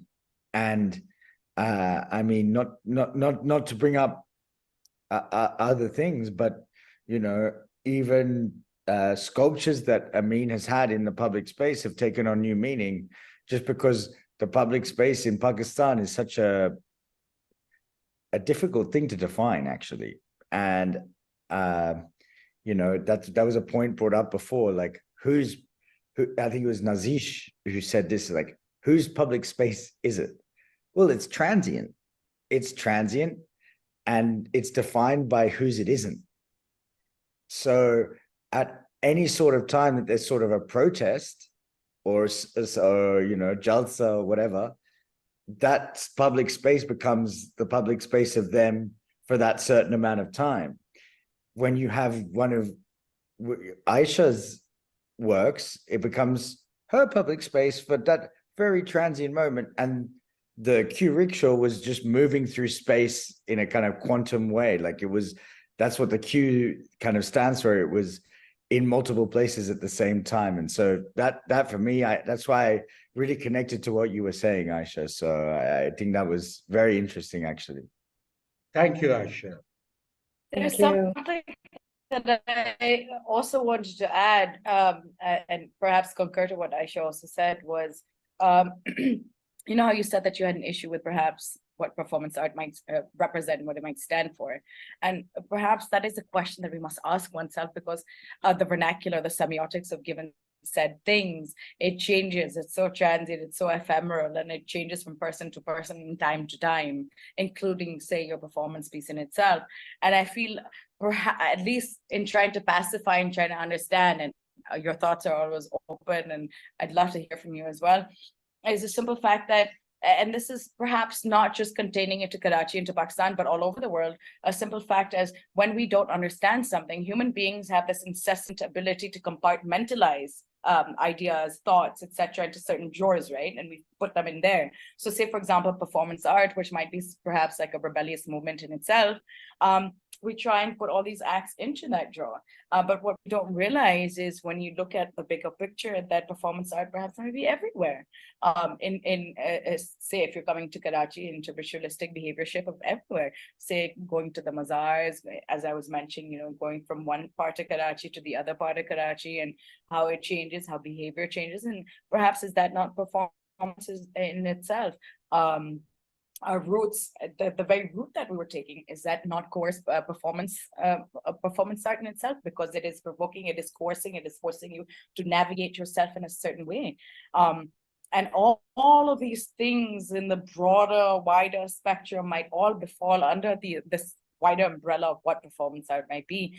But perhaps we look at it from a much more myopic view of, okay, this is, as you might have said, the Western canon, and this is what development is, and this is what the study is, and this is what this narrative is. So you must put it all under this umbrella. So yes. Sara, just to build on what you're saying, there are performers if you look at the documentation of it, again, an important point about performance art, I think that Amin has always hammered home to us, is that you must document it. So if you study the documentation, you'll see that certain characters from Karachi, certain characters from the route, became performers whilst the rickshaw was passing them. So I would refer to a particular game of cricket that was going on, and it was just a certain guy who bowled a ball, and then he saw the rickshaw going past, and he started doing these like funky dance moves, because he knew that he was on camera. He knew, and he saw this whole thing. He's like, well, I'm going to be a part of it as well. You know, whilst I'm here, why not? You know, so I think that to me, when I saw that part of the documentation, I was like, wow, that really meant something, actually, because, you know, at least there was some sort of enjoyment. Again, it was like Maha's piece, that like there was some sort of resonance there, eh? Exactly, resonance. There was a to and fro, you know. So that's a great example of what you've actually just said in the present times, and then you can go all the back behind Jadara, and you can see certain ritualistic behavior that was even present there, and we can see it in the terms of and form of documentation, as you know, always emphasizes, or even going back into, you know, our Indian subculture, and how Ayesha was saying that dance, the treatise of dance was put into play much then. It's just not put into present terms because it perhaps doesn't fit into the narrative of the Western canon, but still, it's been present since a very long time, just perhaps not put into. Well, Pakistan was one thing about colonialism is Pakistan has been invaded time and time again by the Mughals. It's not just the British. The British are our latest invaders. Where does the miniature come from? I mean, I wouldn't, Anyway, again. Moving on. This is a whole topic for a whole different day. Yes. Okay. So yeah, moving swiftly on before we just list how many times Pakistan has been invaded. Faryal Yazdanie is an Islamabad-based artist who graduated from National College of Arts in 2018 with honors. She works in performance and installation, particularly in public spaces and streets. Faryal? Are you still there? Faryal? Faryal? No, I think we've lost Faryal. Okay, let's go to Maham is next after Faryal. Manizhe, right. Let's go to Manizhe, and then Faryal, I'll message her. Hello. Manizhe, okay. Manizhe is a multidisciplinary artist. She has Faryal, is that you? Manizhe is a multidisciplinary artist. She has a BFA from the Indus Valley School of Art and Architecture in Karachi and an MA in Visual and Media Anthropology from the Freie Universität in Berlin. Okay, so should I start? Yes, please start. Please. So I don't know if you guys know, but I graduated as a painting major from Indus Valley. So I look at painting as a monologue, but I look at performance as a dialogue, as a conversation that happens between the artist and the people. So here was Amin's Rickshaw Project, and this really fantastical, moving piece of art that you could occupy for a while and become part of it. But really, like, it was a rickshaw, but is it a rickshaw? So for me, the idea came from the piece itself, where we're in the quantum rickshaw and we can have a quantum picnic. So you would never see a rickshaw like Amin's on the road of Karachi. You would also never see anybody dressed up in wedding clothes and eating in a rickshaw. Completely exposed, as Maha said, you're exposed. Everything you're doing is being observed. What was interesting was that I started from Capri Cinema, and Capri Cinema, this route is where the Muharram procession also goes on.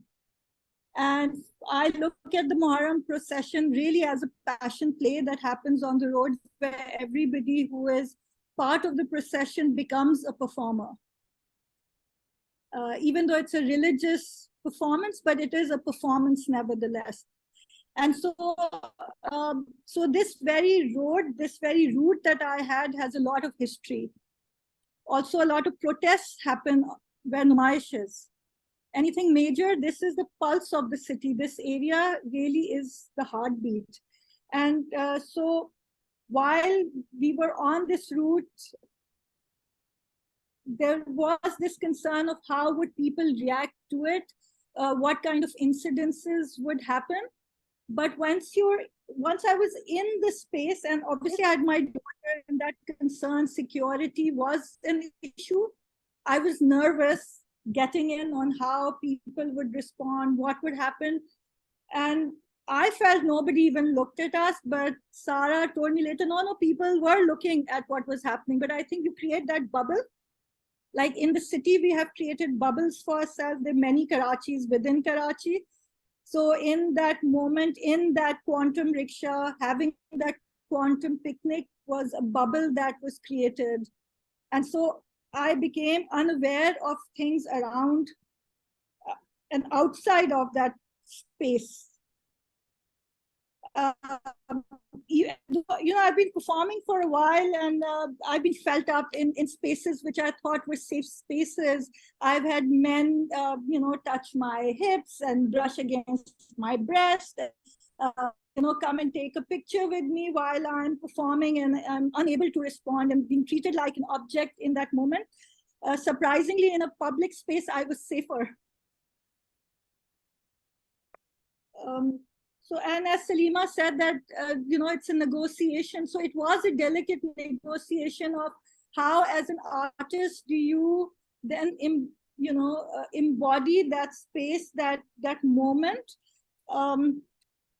Also, I think performance takes place in the space that exists between the tangible work of art and the artist. So it's that space in between, the untangible spaces, where performance for me really happens. So one thing that Hurmat asked was, when does the performance end? For the performer, when does it end? The performance for me ends when I take off my eyelashes. Until I'm wearing my lashes, I'm in that I'm, the performer part. The minute my lashes come off, I'm back to my boring, self. So really, this is what I think we're short of time, so I'm just trying to really wrap it up and keep it as short. Manizhe, that was wonderful. And, Capri Cinema, as we all know, was burned down by fundamentalists. And so it was we wanted to use that as one of our starting points. And when you talk about the bubble, I mean, that always happens during the act of performance. You kind of transcend, you go into another zone altogether. And, it's a strange zone. It's a very strange zone that you enter. Adam John. Yeah, I have a question for Manizhe. So last couple of performance projects that we've done, Jagga Hair and the Q Rickshaw. Dreamscapes. Well, no. The last couple that we personally have worked on together. You've involved your daughter, and I'm really interested by this matrilinear kind of thing going on with you and your daughter. She's amazing, and she is a great like counterfoil to you. But I'm just kind of curious, and you know, we have this a really beautiful ending to the whole Q Rickshaw documentation and to the whole performance is you and your daughter together. So I'm very curious as to like what's that significance for you as a performer involving your daughter in that? Okay, so it started with Trojan Donkey that we did during, for Amin, of course, during lockdown. And it was online. You had to make something, knowing how the internet works and knowing, you know, the internet can shut down, not work properly. So I, instead of doing a live performance, I did a video. And because I couldn't go anywhere, I couldn't do much, I had to film it within the space again, the little bubble I was inhabiting. And my, you know, as a prop, my daughter was there. She was with me all the time. I think we've never spent that kind of time together. I had never spent that kind of time at home. So initially when lockdown happened, I would just pace the house. I didn't know what to do with myself. So I would go and make jam, and I'm not very domesticated, but I would make jams and pickle the whole day until I was just, you know, just exhausted because I didn't know what to do with myself. And so Zoya was locked with me, and we started doing, you know, just fun stuff together. You know, there was no school until they figured out online classes, nothing much to do. And so she became part of the Trojan Donkey video that I did. She was my prop, basically. And so when the Q Rickshaw project came up, Amin said, you know, I came up with 3-4 ideas, and Amin was like, yeah, but think of something with your daughter. And suddenly it was like, yeah, okay, let's have a picnic. You can't have a picnic alone. You need another. Yeah, but I would say she's more than a prop, Manizhe. It was so wonderful seeing your Trojan Donkey video. The interaction, the intimacy, the bonding of a mother and daughter was as a man. You're not privy to that. And that connection, you know, was so profound and beautiful. Absolutely. So it's Maham. about how we were spending time together, and we actually discovered each other during that time that we spent together during COVID lockdown. No, but and actually, it's been interesting to see that develop through 3 performances now. That actually, every time it develops in a different way, and she's also becoming a teenager. So you're seeing the like her growing older, and you know it's quite an amazing thing. So I really find that an interesting thing, Manizhe. How I thought of using her. She's been going to art exhibitions with me since she was a tiny baby, couldn't even hold her neck up. And then Amin had a catalog launch at his place, and she must have been 3 or 4. And Amin has these leaves hanging, these large leaves hanging from a square grid. And so, you know, I kind of leave her on her own, but I also watch. And there she was weaving her way very carefully through them without touching anything. And I was like, okay, I've arrived, because she could enjoy the experience of the artwork, but not destroy it or touch it or manhandle it in any way. And so that was the first time I thought that when she's a little older, I would like to use her in a project as herself. Because when we did the Trojan Donkey project, also a lot of things came from her. It wasn't, not everything was my idea. Playing with Lego was her idea. Eating chili chips was her idea. Picking up chopsticks and throwing them was, so she kind of brought in, collaborated, so to say, in the project. And so the bonding happened during the lockdown. I think it was, yeah, it just works well, for us. It looks wonderful. It works very well. So Maham Chiragh has an undergraduate degree in anthropology and sociology from Lums University. She worked as an assistant curator for Karachi Biennale 22 and served on the board of directors for Charles Street Video, Toronto. Maham? Hi. Hi, Maham. Hi, Maham. If it's okay, I'm going to keep my video off because my internet is really bad. So I feel like it's going to cut out. That's fine. Okay. Thank you for having me. I'll get right into it because I know that we're really out of time, I guess. So I guess just to talk a little bit about the piece or the performance itself that I had done as a part of the Rickshaw Project for those who might not know. It was called I Am a Trace You May Not Remember. And the idea was of leaving these ephemeral sort of traces along the city with this large paintbrush and making these marks as the rickshaw moved. And these marks are really meant to be an extension of the map and lines that I had drawn on my body. And really to think about who it is that gets to claim the city, move through it freely, know it, who is remembered and who is forgotten. And I think it's a lot of these questions that we're already kind of considering on a daily basis and navigating as well as we interact with the cities that we live in.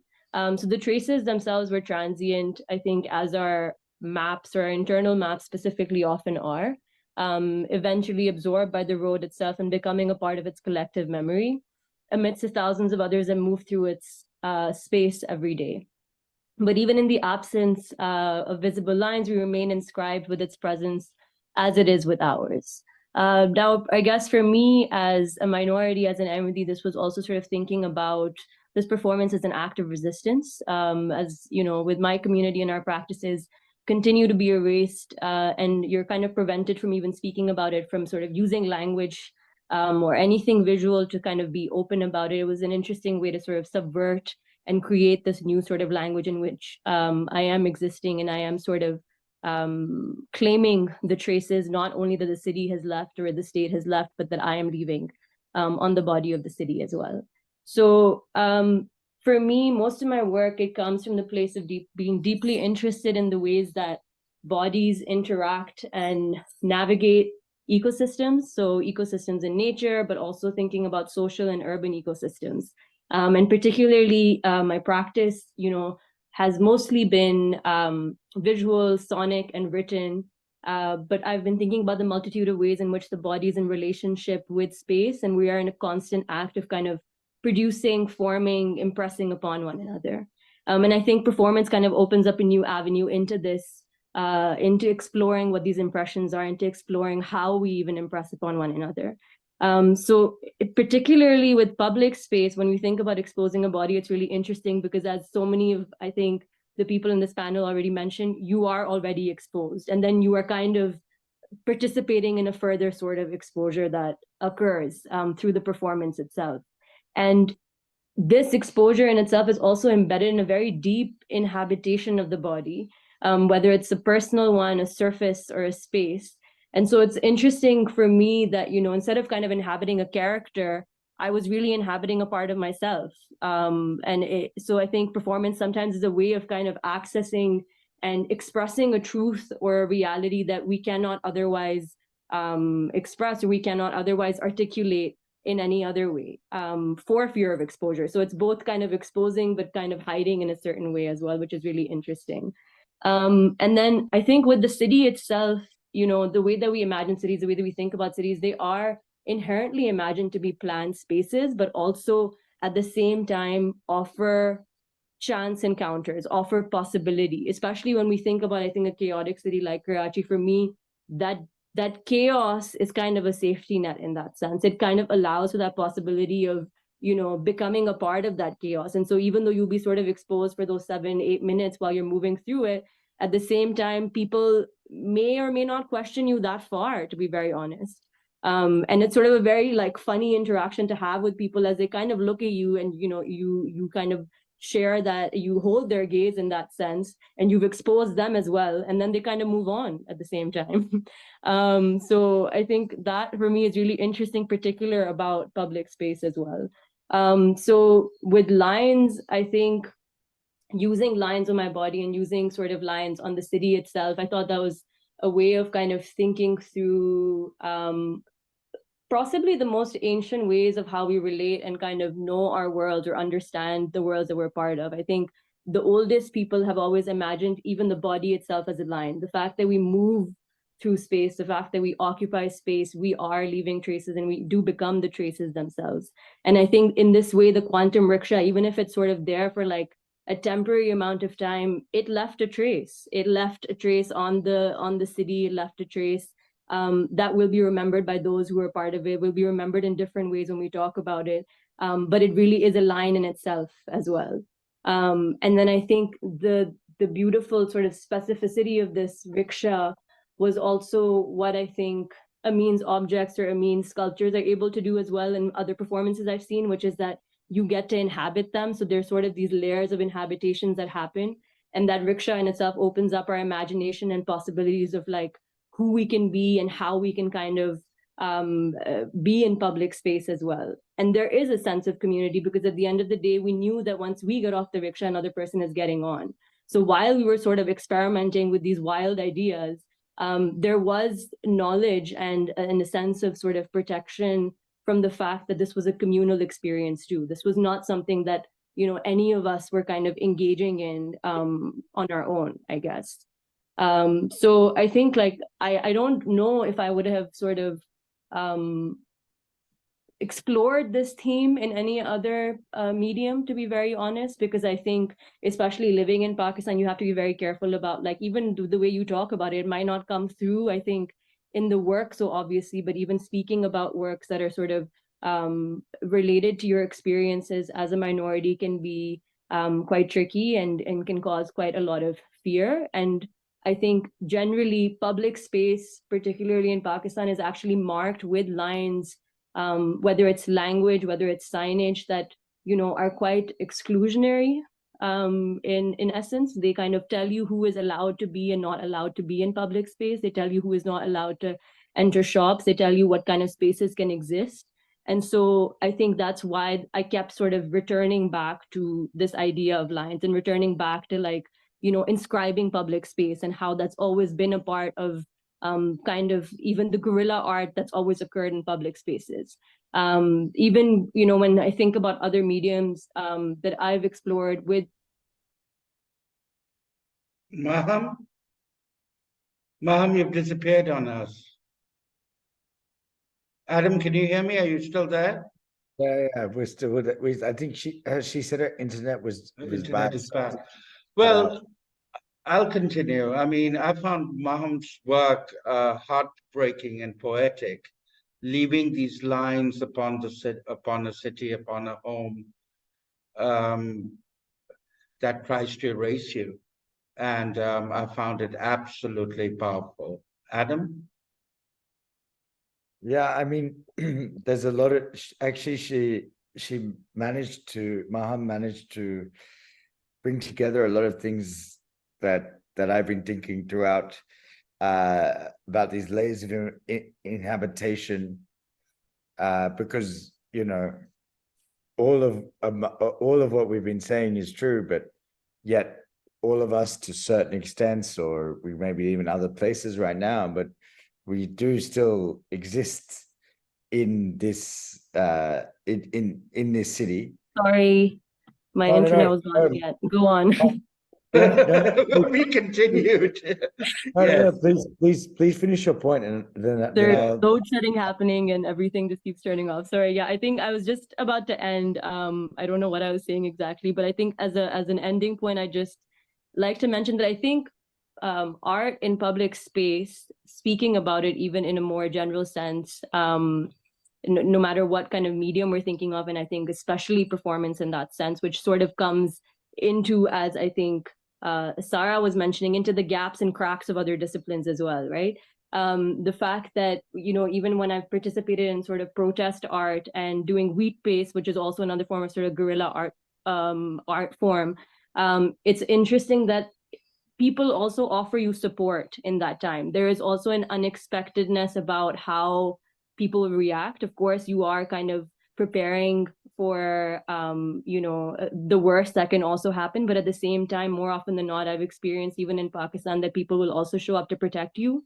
They'll also form a circle around you. They'll also interact with you and maybe ask questions, and if you instead of turning them away, actually engage them, that conversation can sort of become really meaningful about what it is that you're doing and how you're occupying public space.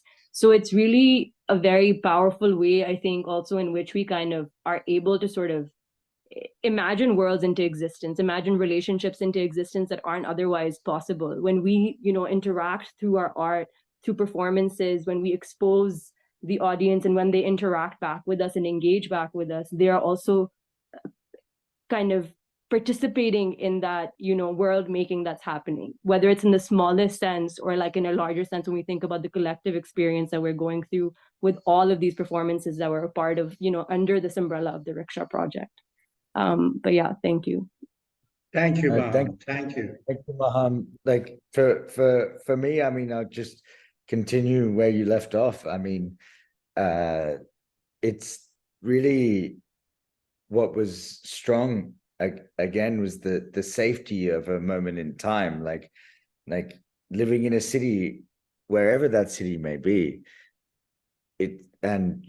Obviously in Karachi, it's even more noticeable actually that it's all moments in time, and the most bizarre or the most notable, they're all ephemeral and they just keep going and life continues. But if it makes you stop for a minute, as people did stop whilst we were doing this project, I mean, even if we made that sole impression that like this is what's happening here, this is a moment in time, but that is also that in that there's a sort of safety for this kind of guerrilla action, because the people are not expecting it to happen, and it happens in such a moment, and it's momentary.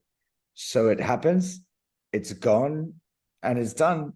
There's nothing there's nothing to be done.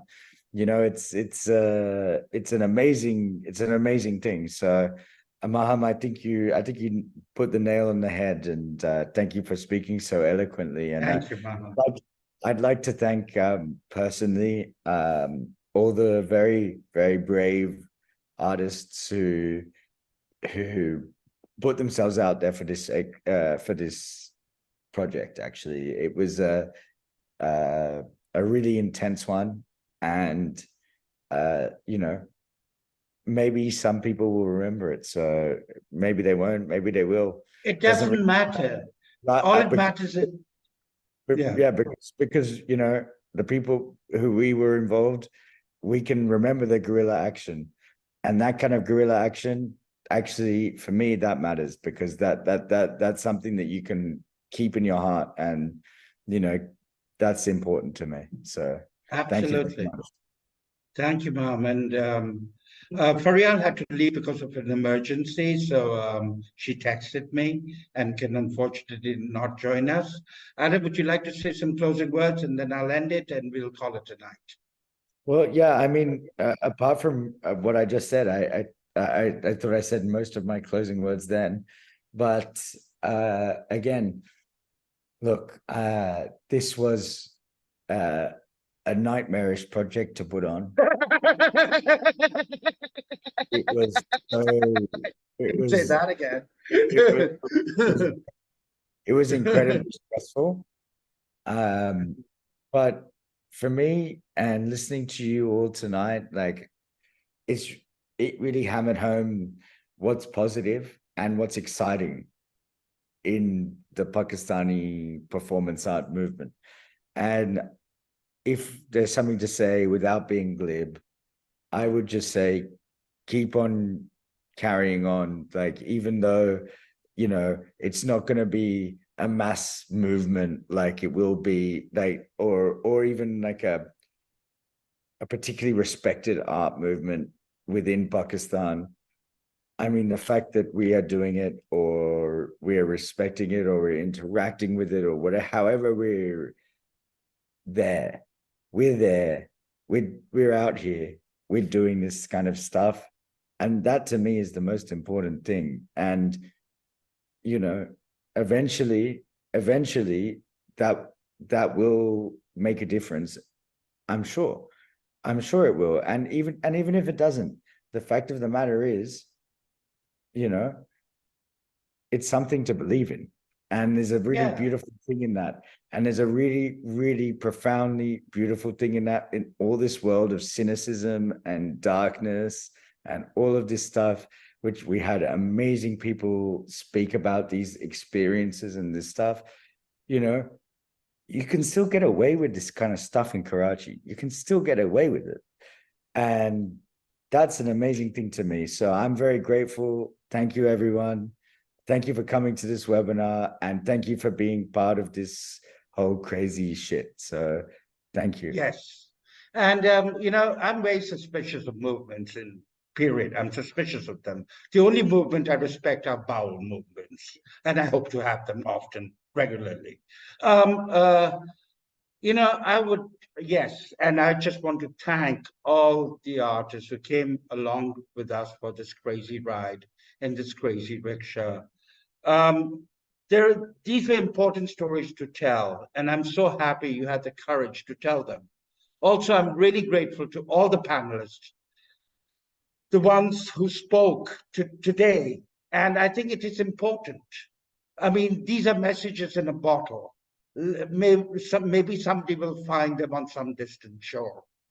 Thank you so very, very much, all. Bye-bye.